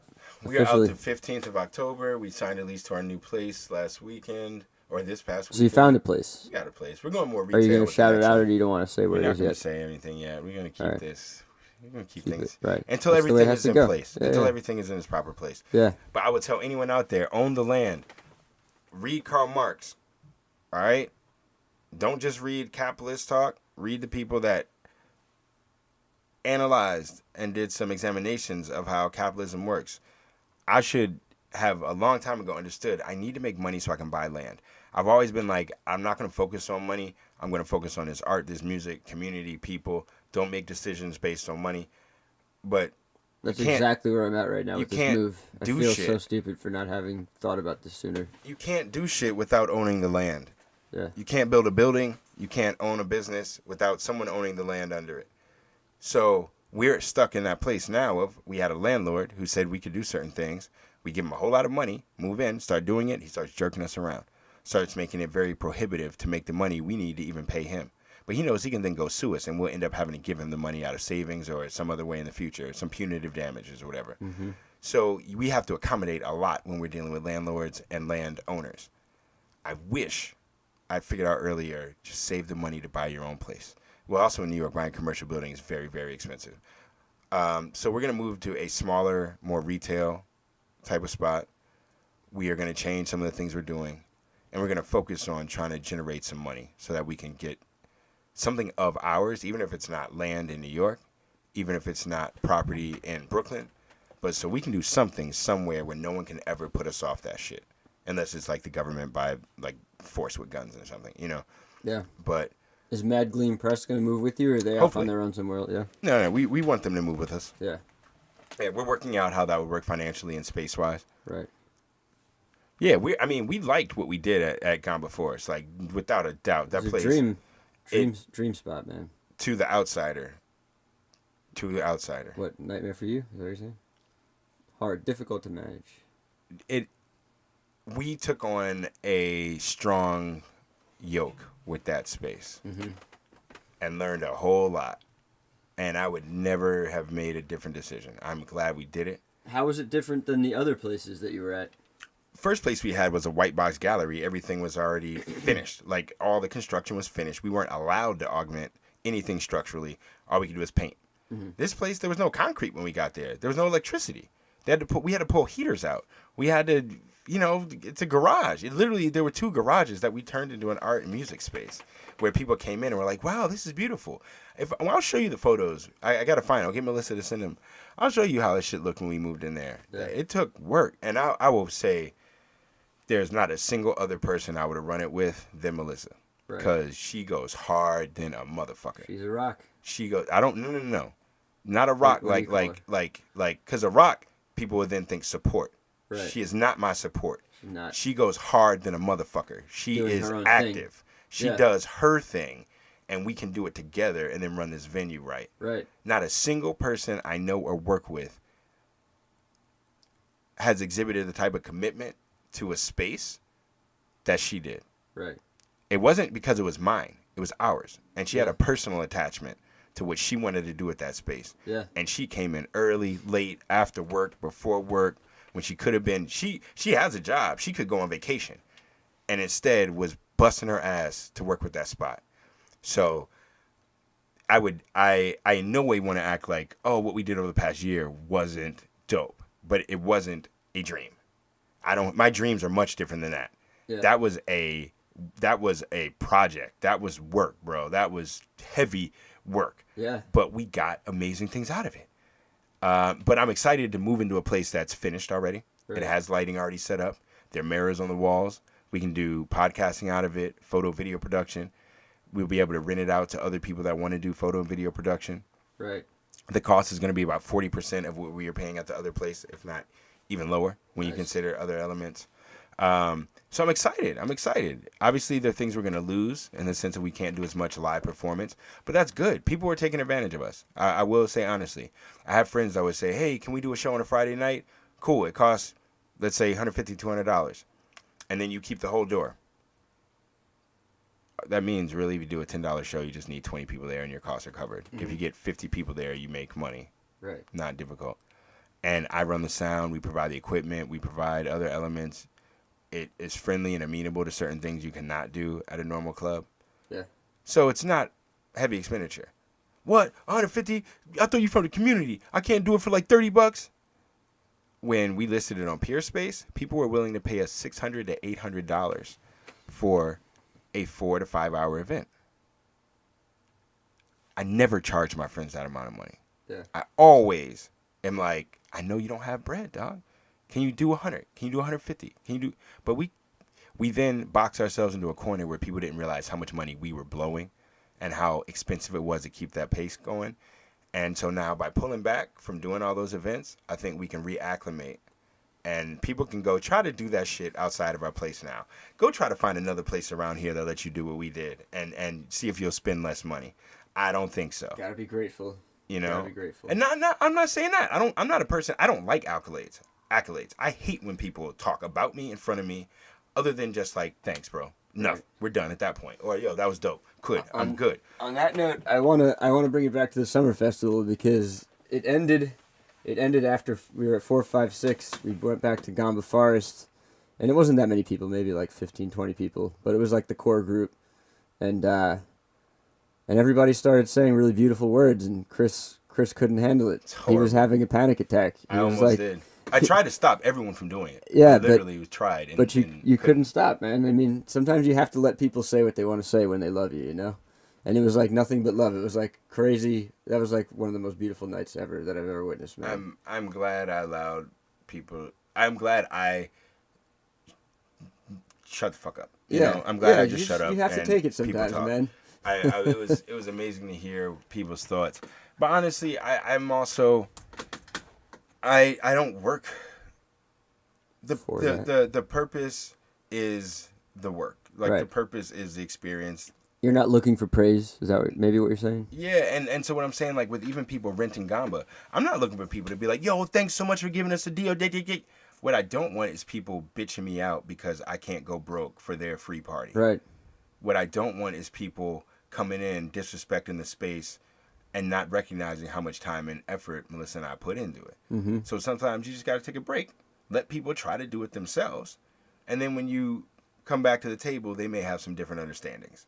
You might be more grateful the second time around. No, that's not what I'm saying. What is this grateful thing? I did not say grateful. What are you saying? What I'm just saying You're saying time away. They get time away? We all get time away, and then perspective happens. Like, try to go do what you were doing with us somewhere else. Right. And let's see if that happens. I bet it doesn't. I bet you want to do this and that, they're going to charge you 4 times more than we do.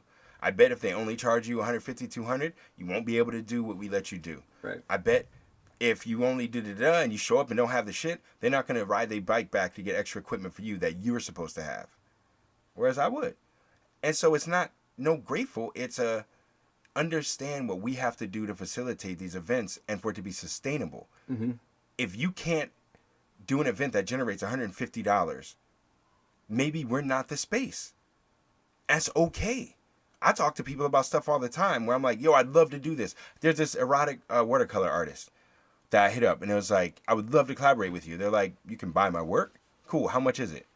And I said, no, like, that's amazing. When I get a budget, I'll talk to you. Mm-hmm. But I didn't start haggling that motherfucker. I didn't start being like, but I'm an artist. And meh. That's what the motherfucker charges, yes or no. Right. And I think people just need to recalibrate. Because most of the people I work with closely get it. Yeah. Ohene and I think at this point, I don't even charge Ohene to do events. It's not about money with him. It's about, he has a vision. He's committed to it. Can we facilitate? But it also means we're not going to do it on a Friday or Saturday night. Right. And he's like, well, I can't get Friday? No. You want to pay? No. So then how do we come to agreement? Well, what's a good night where people will still come out, but y'all don't need 150? We'll do a special thing for you. You can do it Thursday, because normally Thursday we still charge it up. But we want a really good show, and we think you can produce it. And he puts in more and more effort. Right. He's not disrespectful to the process. With a lot of the artists who I know personally, they get it. With Carrie Blue, he gets it. With, 14th and B Productions, with Lex and Tori, and some of the other people we work with, they get it. Yeah. When they come through and they're like, yo, we need a free day, they don't say they want a Friday night. They'll be like, yo, can we do like a Sunday afternoon? Yeah, we'd rather people, we weren't going to do anything Sunday afternoon. Let's kick it, bring some folks through. Well, Isaac Sawyer and his potluck and playlist, I never asked him about money, but he also didn't come at me like, yo, let me get the big night of the month. Right. So I think it's more a reality of, again, how systems work. People, it only benefits us all if we are aware of how things actually work and work properly. Yeah. So by taking a break sometimes, people get perspective on how the economics of all this work. How many places still do loud rap music? How many places are you going to go to with the kind of accommodation or like things we have available to people once you arrive, and like Kitschy being there and Ian popping up in the courtyard and having his artwork and doing live drawings of people. Thank you for letting me do that, by the way. Of course, it's dope. I still owe you money, by the way. I didn't forget. I just have to get you the money. I have some things going on. But yeah, man, like you being involved in the festival, I think made this really special. This is the first time we had that type of hands-on original artwork, and then where the artist could be a participant. In the past, the people that worked on my flyers were my homie Gerald, and I just couldn't get all my shit together the past 2 years to get him to do the flyers because he's out of state. It takes a long time for communication to happen between us. He works full-time. I'm running crazy. Yeah. So if we send emails, it might take 2 days for things to happen. With Ian, he lived down the street, so I pop up at your house. We can communicate much easier, but having you being able to do the work and then do extra parts and then get hype about other parts and then show up and people then meet you and hopefully you're going to get work through that. I think a number of artists were like, they wanted to hire you. Yeah, I'm hoping then. We trying to stay in touch with everybody. Yeah. We got to lock it in. We need follow-up. That's the closer. Right now, the dangerous territory I'm getting myself is like I can invite everybody on this podcast but then I'm creating a ton of work for myself, and Yep. it's hard for me to catch up with it. Yep. And that's where I'm at right now. I love it. I'm like way ahead on all these recordings, and it's like I proud can of only you. put one a week out. You know? That's good, man. Get them in the can. Just get it locked in. Yeah. And I think personally, nothing's ever perfect. Mhm. You know, and we don't have the money or budgets to even think like it's going to be. Mhm. But in our minds, we want it to be. Like we still are like, but it could be this. Yeah. Yeah. Dog, you got to make it and put it out. Yeah. You know, just do it. Keep recording these shits. Everything's different. Some things you have the time to work more and revise them and change them, and some things you just gotta fucking crank them out and put them out, and they are what they are. Yeah. Right. Yeah. We never talked about your not radio show on Bonfire Radio on the last podcast. Let's talk about You're it. still doing that, right? Yes, sir. What's going on with it, man? It is every Tuesday, 3 to 6 p.m. It is live internet radio. I sometimes broadcast some of it on Facebook. I then archive it and will be putting them up on my SoundCloud page. I'm horribly behind on that. Yeah, you are. I'm at episode, I think on the SoundCloud page. There's episode, only one. No. There's more, There are 4 but that's new out of 12. because like 2 16. weeks ago there was only one. Maybe. But again, it's only 4 out of 16 or something Is that mine are up up there with yet? 12. I don't know, bro. Yeah. All right. If it is, yeah, you can look it up. If it is, your name is in the thing. Because I'm trying I'll to, check it out later. when I post it, say who was on, what we talked about. Eventually, I want to even have, like, how you look at pornography, it has those little dots where it shows you different things are happening or whatever. Or they're, like, these little markings that are, like, kind of, like, tabs or index tags. So you know when it, like, goes from blowjob to threesome or whatever else in the I video. have no idea what you're talking about. I don't participate in pornography whatsoever. Yeah, okay. And so in the radio interview, you could see, like, Ian Cinco starts here. Or so-and-so is Like here. you would put the mouse over it and it would give you little tabs. Yeah, letting yeah. you know where you're at. That would Yeah, be yeah. dope. That's Yeah. smart. Yeah, yeah. Or like you could do that on SoundCloud. or a time, or like a listing under it where it's like Ian's from here to here, so and so is this time, and Right. you know. Oh, but hell that yeah. takes me more time going through it. It's a lot of I'm gonna have to hire someone to do that. I can't handle it. I gotta make art. I can't be doing. I need to hire people too, man, but administrative I shit can't, all the time. I can't afford to hire anybody. Yeah, Jesus, man. learn how to be an administrative person if you're an artist, because goddamn, it's all this fucking paperwork and organizing. But yeah, but then that's where the money comes in too, because you got to have the money to pay that Yeah. person. Yeah. Yeah. And you might not be doing enough work to really give another person work for them to want to care about it. It's like, hey, you want to work for me 6 hours a week? Yeah. That's Yeah. a problem.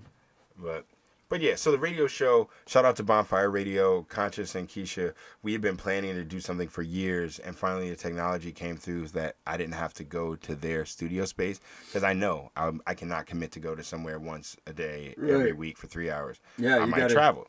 Mhm. And we have it set up. Do I have a mobile studio? I can record at Gamba. I can record here if I wanted. I can record wherever. Was that technology they had figured out and they helped bring to you, or is just together collectively you all figured it out? So they work with the founders of Bonfire Radio. They are programmers or like kind of producers Okay. of multiple shows on the Right. network or like the radio station. Yeah. And at a certain point, the radio station upgraded so you could dial into their server from a remote location. Okay. Gotcha. Yeah, it's awesome. Yeah. So I was in California. I was able to do a radio show, interview people that I was staying with, interview some random musicians that popped up. Are you getting? Can you see through them how many listeners you have? I don't look. You don't even. I have no interest. I want to just make it, Yeah. put it up on SoundCloud, start getting that going, Yeah. and then really start promoting the podcast. Damn it, Chris! I want to know the answer to that And question. for archive, I could care less. Yeah. Yeah. The point It's- isn't who. See, that's the other thing with modern entertainment consumption. Unless you're doing something live, it doesn't matter who's there when you do it.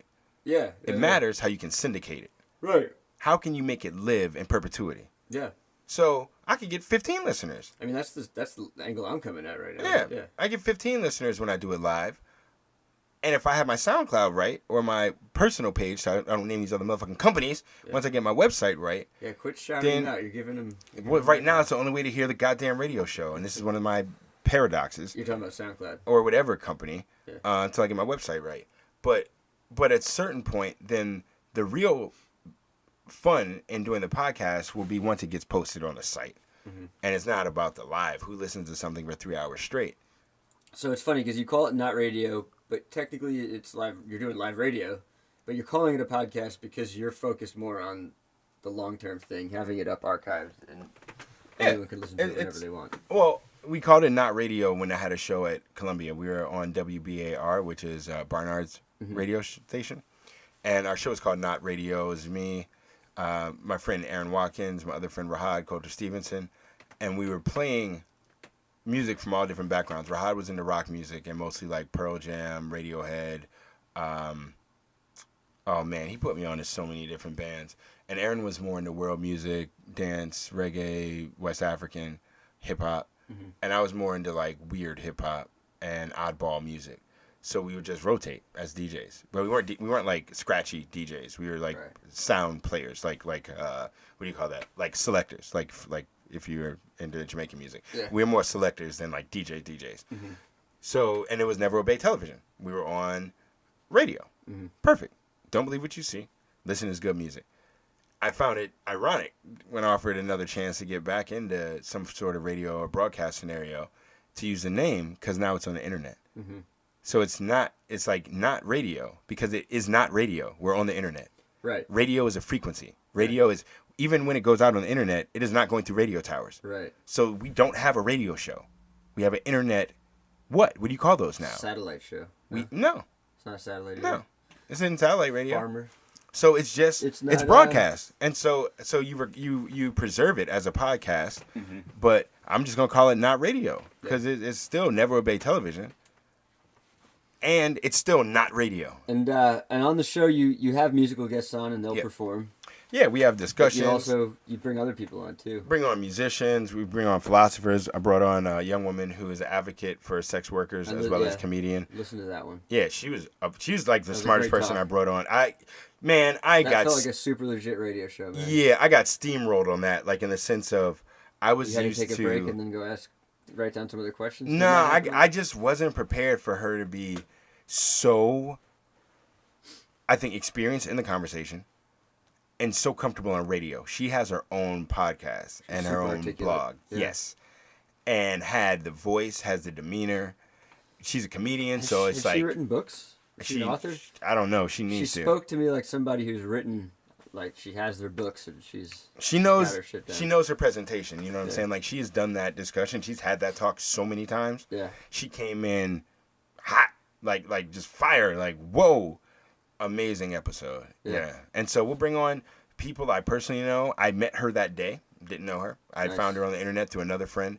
My friend Lex was part of a play with Stoya. And Stoya is, I think, an adult entertainer, or had been, who now does outreach and community work, and I think directs or something, and was a participant in this play that my friend Lex was in. She heard the topic was about sex work and how the recent legislation is possibly or potentially dangerous for people, and we wanted to get into a discussion on what the differences were between decriminalization and legalization and how it affects people differently. And so she was like, oh, maybe Stoya will talk about it. And I'm like, yo, that person's like kind of famous, maybe. And I mentioned it to Lex. I was like, yo, see if, and Lex kind of looked at me like, yo, don't try to make me do stuff, Nah.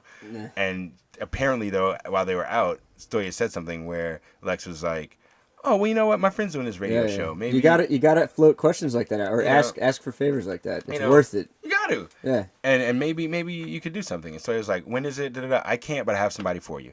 And then connected me with this other young lady. Cool.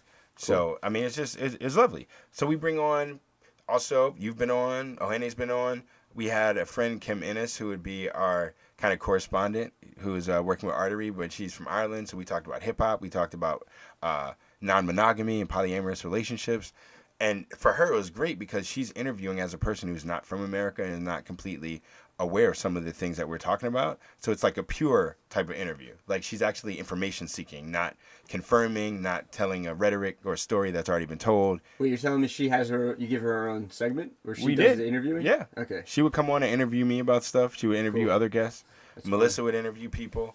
Brian Sheffield has come on a couple of times.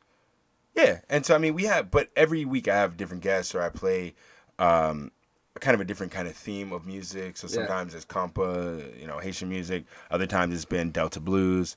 But it's a mix of talk radio, live in-studio performances, music that I play from artists I know, music I play that I think inspired me or other people. I got that guy Marcus Jade to come here, man. Yeah, he's dope. He performed. Yeah. Fucking amazing. Yeah, he and I went to Texas together doing the house shows with Artery. He and I throw shows up here together. That's the homie. Yeah. Yeah. Delta Blues, man. I love it. I was like in love with that shit years ago. Yeah. So when I heard it live, I was like, oh, fuck. Yeah, and I think that's something we can do with our radio station is connect what people are doing now with the history and with the legacy of some of these cultural products and artistic presentations. Yeah. And so I'm not going to do a radio show that's all comedy. I'm not going to do a radio show that's all bullshit politics talk. I'm not going to do a radio show that's all one thing or another. I think, in all honesty, it's been very interesting bringing on 3 different guests that are from wildly different backgrounds and have expertise in wildly different arenas. Yeah. And not try to force them to each talk about the same thing or, Yeah. be able to just go with the flow and really learn from people that come in. Yeah. Yeah. That's what's cool about doing these shows, man. Yeah. I mean, I love it. Podcasting learning is shit. a great platform. I mean, I've always been into this. So that's why we had a radio show when I was in grad school. Yeah. It's just now I'm not as awkward. You were more awkward back then? Were you, though? Yeah. I'd been in school too long, so I couldn't really approach conversations from a feeling point of view. A lot of my ideas were rooting in me trying to sort out capitalism, my attachment to Marxist philosophical thought, and exploitation and imbalance in the world. That was really academic and really, I think, distant from people's personal experiences. Mm-hmm. So when I would talk to people, I was trying to match what I had learned in my head or like things I read with what people are saying. And now I've just met a lot of people and have stopped trying to assume. They don't think like you. And they don't know what you know. Would you say that? What? Sorry. What I'm just saying is I don't assume what I would have when I was younger, and that assumption was giving me blockades. Like I would meet a person, assume something about them from something they said early or how they present, and then as they kept talking, I'd be like, oh shit, like I don't know how to engage with this. I'm not used to this type of person. Yeah. And I think now I've met so many people that I don't try to figure it out. I just, if I offend them, sorry. If they like me, okay. But I just try to ask. Like if they say something, I try to be like, oh well, can you explain what that means, or can you tell me more about that, or how did you end up doing that? And it's like it's not me like, okay, here's my list of questions, and whenever you interview someone, you have to go to this and that and that. Right. And if they are an artist, why don't I get into the, exploitation of labor and alienation, and get into the discussion of estrangement, and do they have access to the benefits of their product, and and now it's more like, if people want to talk about that, we can. Yeah. But if they want to sit down and get into their personal experience growing up playing trumpet, I'm able to have that conversation now. And when I was younger, it was far more difficult. Yeah. And it's I think a personal thing. It's a personal discussion, and you Yeah. gotta dig out what's personal or unique to that person, right? Yeah. I know you're tired. You're tired of white people telling you what you need, but I think you need something to slap me with, like one of those guns that has a little boxing glove on it or something. Just something to slap me with when I start putting words in your mouth or telling you what you need. No, it's literally all day. Melissa does that. It's amazing. It's like I could be like, yeah, so I was going to the store and, oh yeah, there was a bike outside in front. And it's like, wait, what? How did that even... what? And then I get confused, like, wait, did I mention a bike earlier? Or like, did I, like, how I do it with everybody, man. Yeah, I know. I'm probably just like, I'm impatient. Your brain is firing. You're a smart guy. I have a fiery brain. That's what it is. You're a smart guy, and you're like, oh, yeah, I know. It's good. Yeah. It's good. It's way better than lazy brain. I don't take it as disrespect. But I'm also now getting to the point of being like, I'll just look at a motherfucker and not talk. No, I love it, man. That's your thing. You stop and you're like, calm down. Slow down. One thing at a time. Just be easy, dog. I'm gonna get there. That's also the best thing. Like, I am not a narrator or like storyteller rapper, but my mom's an attorney, so she made me learn how to explain a story. Right. Where you're probably gonna get the things you need to know in terms of who, what, when, where, why, how, yada yada. If you listen. If you just wait. And wait. Yeah. And I also like to deliver. I got a little suspense to it. Yeah. So Bama's always want to jump the gun like, yo, let me tell you what happened. This is supposed to happen. Well, yo, did the person do this? We not there yet, dog. You try to read the last page of the book first. And some people like doing that. I can't be mad at them. Some storytellers like doing that. Yeah. Put the beginning or the end at the beginning. And yeah, and they get you there. It's a device. Yeah, it's so it's just funny for me. I love it. I actually enjoy my friends that are curious and like playing guessing games. Yeah. It's good. It keeps me on my toes. So then I also learn about their brains. I also see what directions they go when given very little information, and then what do they draw from it. So it's actually informative when people do what you do. Yeah. Yep. It's informative. It tells you more Yeah. about them than Yeah. if you would ask them questions sometimes. Yeah. Interesting. So next time I do it, I'm going to ask you, what did you just learn from that? I'd be able to tell you. I mean, one of the best things I started doing was stop talking. Mm-hmm. Like open up an avenue with a question or present something so a person will start. Mm-hmm. And when you think they're done, you like almost getting close to done. At times, earlier in my life, I may have wanted to keep asking or being like, but wait, you just said da-da-da-da. And now literally just don't say anything. Yeah. And they'll probably just keep talking. Yeah. Even if they stop, even if they hit a point of like, that was my point. Then they'll kind of think and be like, well, he's not saying anything. Like, maybe I didn't really say what. And I then know exactly what you're talking about, doing this podcast now. Because I have my egotistical side where I want to butt in and I want to make a joke or whatever it is.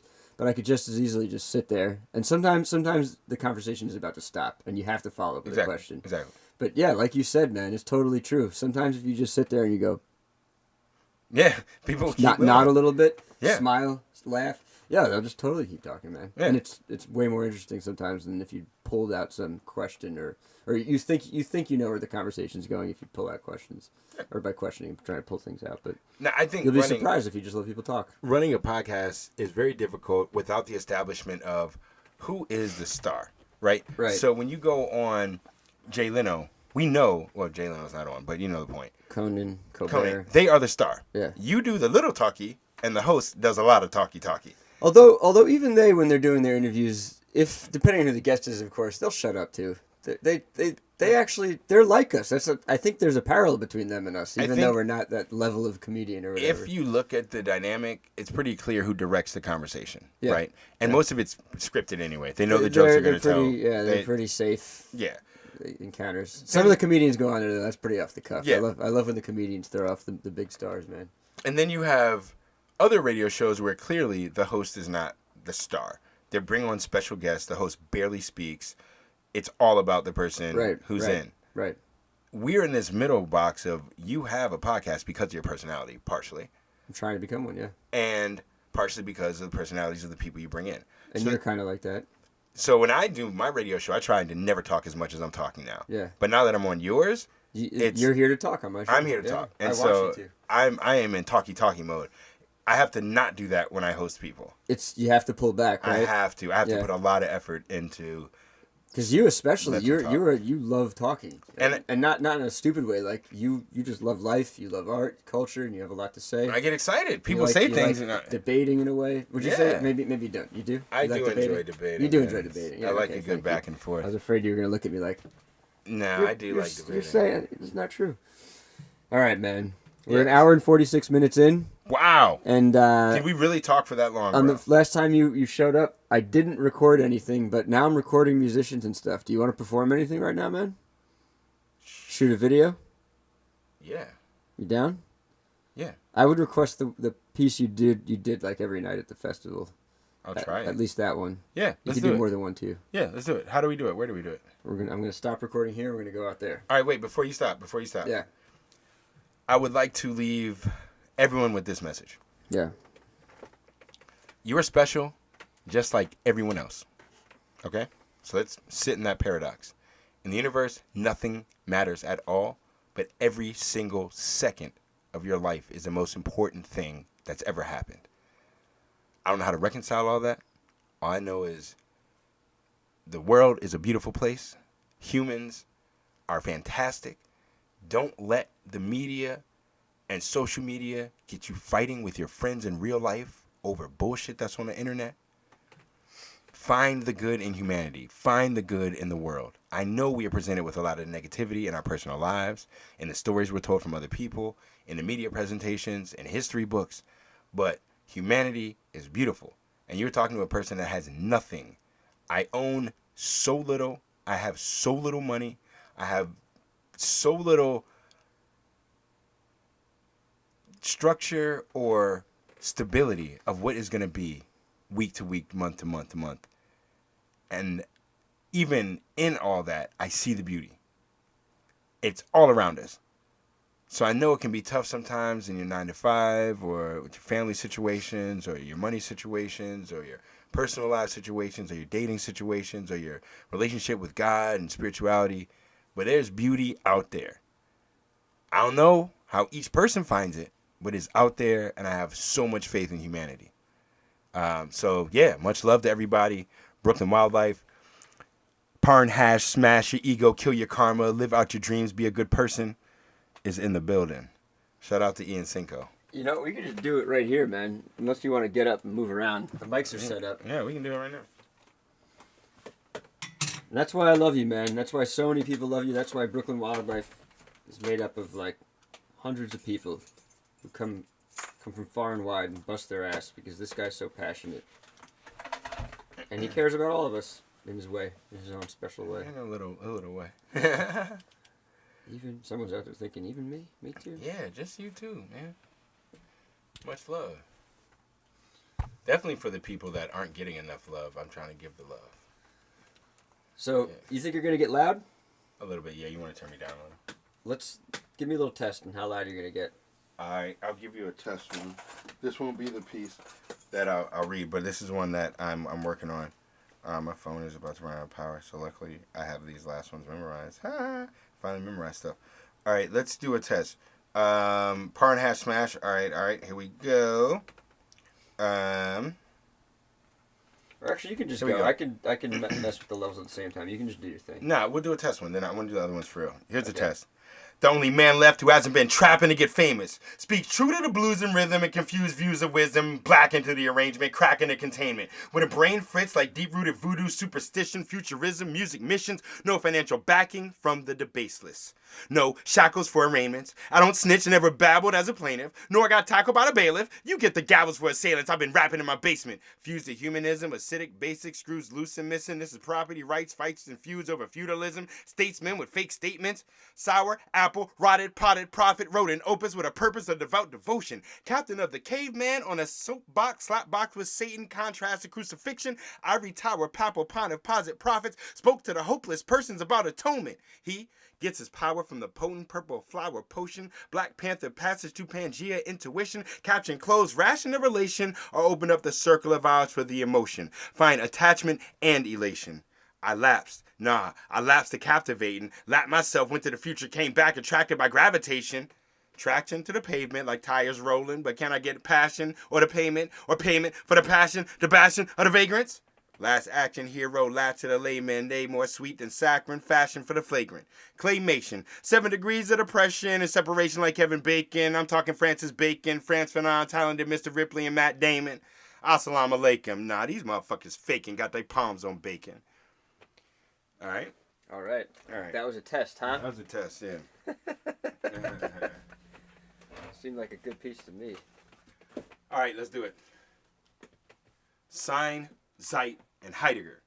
My friends say, Chris, your mind ain't right and I concur, but I'm trying to learn from what I observe. The lines I write glide like a kite to the sky, but my plans crash like the Hindenburg in a land where the bison were. They say hindsight's blinding you. So I look to the future. Take flight of the navigator, see high heights, my sight line is pine and firs. Me and my folks bind tight like isomers. Grind like pyrite, iron spikes, knives and spurs. The highlight of my wild nights aren't just getting fucked up, but it's hanging out with Ian Cinco and sharing these righteous words. My life is a blur, I just write what occurs. Side swipe, metal blade, slice your fur. These guys like ice escapades, lies and blurbs, dice on curves. Me, I ride a bike at an unmeasured pace, no pedal brake, smash my face, lose 2 teeth and strike a vital nerve. No more eating fried rice and curds, but I know the sky is bright with birds. But on the ground I see labor force strikes, keyboards, and kleinitsers. The jagged line and verve. The lines I write are designed to merge, bind then diverge. Swerve through traffic lights, climb highest heights of icebergs, then chill. Next to third wave feminism, primal fear, final spheres spinning. Birdcage cynicism, rifles versus spears, guns versus rocks, Palestinians versus Israelis. The blind can hear, why the fuck can't people listen? Well, my wordplay is Stevie Wonder. My sight is clear. If we fight, I'll bite your ear, and that's the birthplace of Benedictine. Matter of fact, I'll buy you a beer. It's a reciprocal fact to the fraction that we're dying here. An earthscape of children, men, and women in prison. That's a lot of pain and hurt, but don't cry. Dry your tears. We'll work, grind like gears. Take a vacation. End up seeing mermaids. Have a nurse aide. And since first grade, My type of minimalism is travel the whole world to end up in this loft in Brooklyn to find my peers. Now, before I answer the question of how or why I'm here, I persuade there's no difference between love if you're asexual, non-gender binary, gay, straight, or queer. I'm glad you here. Say cheers. It's summertime, sunshine, fun, rum, and wine. You wonder why I blunder blind and like to come from behind. Number 9, sun sign, chum coming swine. Trouble finds friends that love drugs, guns, and crime. And not just one at a time. While I'm unsigned, mind missing. Deaf, dumb, blind, vision. Stress comes with 9 victims, mess, huns, crime, victims. Dead, dung, dry, snitching. Death, slums, white, sniffing. Rest, run, time's ticking. Wet, lung, fry, fishing. Next, hung, high, get 'em. West one by nihilism. Press 1, my wisdoms fresh from my living. Fuck Trump, his lies written. Now after the simulcast of that backlash, it's nightshade, knife blades, and razors. My mind's crazed, look at these highways and capers. I write plays in a blind rage at ragers. Close shaves, no barbers, and dark caves and craters. The crime pays your paper, my sign says don't play here. Me and my friends had to find a way to stay here, the ice age was safer. My life is 3 things. It's a cage fight with nightmares, crime waves, and dangers. Just to make money, pride, pay, and labor. Maypole your Mayfair with a sine wave and a wafer. Make a way to spend a day or two in nature to meditate with a Buddha, find out life is always lewd behavior. So, taste my flavor. You want to taste my flavor, neighbor? You better be ready to stay up late, fucking on the wall and making music so loud we wake up my 3 roommates and my neighbors. Are you stuck stunned like phasers? Touch a crust and break a layer. Say a prayer to your Lord and Savior. If all else fails, drop your golden grail, stop praying for these kids of Parkland, and then grab your sword and saber. And as descendants of Africans, we might have to reclaim 200 million square acres. Now till then, I dodge and duck majors. Fuck 'em. I never touch minors. Don't even fuck 'em. Your squad called the Vapors. Serve a hater and a rapper like a waiter on an airliner over the equator near Ecuador. I wear lace, puff, and ganja, gamba, forest, comma, coma, Krista, Cap, Aquarius. I came to conquer. Comedy or Commodore and Golden Chariot. When I feel pain, I don't bury it. I wear it like an amulet of amethyst. Face the stress and carry it victorious with valor. Fight the rapture, high as the rafters. Victor Hugo, the Huguenot stocks these statues at your stature. Mind, matter, scatter, brain. Time, travel, fracture, frames. Minor rivals, ask the name. Bind the cattle, cast the gain. The lines I rattle, mask the pain. Blacks with chattel, is it still the same? What do we do for the capital gain? Now my thoughts are always tricky. Made it all the way through. My thoughts are always switching like cars in a traffic lane, and that's the reason why Chris Carr can never rap the same. Fuck, man. I almost got it. Yo, man. Fucking honor Thank you. having that done live. Damn, right now. I can't believe I butchered that last part, though. Fuck. You killed it, though. But that's what it is, man. That's what it is. It's life. You're going to get the real from me. I'm not going to tell Ian, recut this. I'm not going to say anybody, change this. It's what it is. We in the room. I dropped the verses. I hope you get the message. I think they will, man. We done? And with that, we're done. That's right.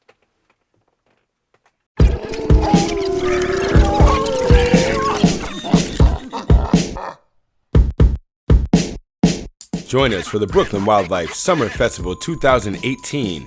10 days, 15 events, over 150 live acts. Drew Diligence, Aaron Pert, Alex Cohen Rose Hart, Annie Are You Okay, Ant Won't Stop, Anigama, Artemis, Aria J, Ariana, Azeb, Be Good, Bonji. Better Room presents KMVR, Busy Bee, Black Blondes, Bradman, Berberek and their Harmonic, Brent Butler, Brian Sheffield, Brittany Crush, Broken Sea and Sirens, Brooklish, Bullet Stringer, Buttercoon Society, C Page, Chocolate Brown, Johnny Streets, City Parker, Cloudwalker, Craig Hop the King, Craig Kite, Crimdella, Citizen, Cutdro, Deandra, Dan Gitlin, Dark Alley Echoes, Desan, Deuce Ellis, Dirty Pipes, DJ Apeshit, DJ Karen, DJ Lobobot, DJ Nope, Dark Matter, Dr. Breakfast and the Fuzz, Drumageddon, Dubs General, Dukes and the Package, EB Rebel, Alonzo, Erica Schreiner, Evan Alexander Moore, Fancy Cat, Flow Pilot, 4 Elements and Beyond, Gold Standard, Grant Swift Glidden, Hill Haints, Ian Cinco, If the Shoe Fits, Jasmine Kelly, Jax Deloso, Jesse Davis, John D. Contradiction, Jonathan Kaplan, Carolina Rose, Kasha Maka, Kelly Francis Corrado, Carrie Blue, Key Melodics, Killin' Hate, Keita P and Black Licorice, Keita P and Isaac Sawyer, Kosher Burgers, Leon the King,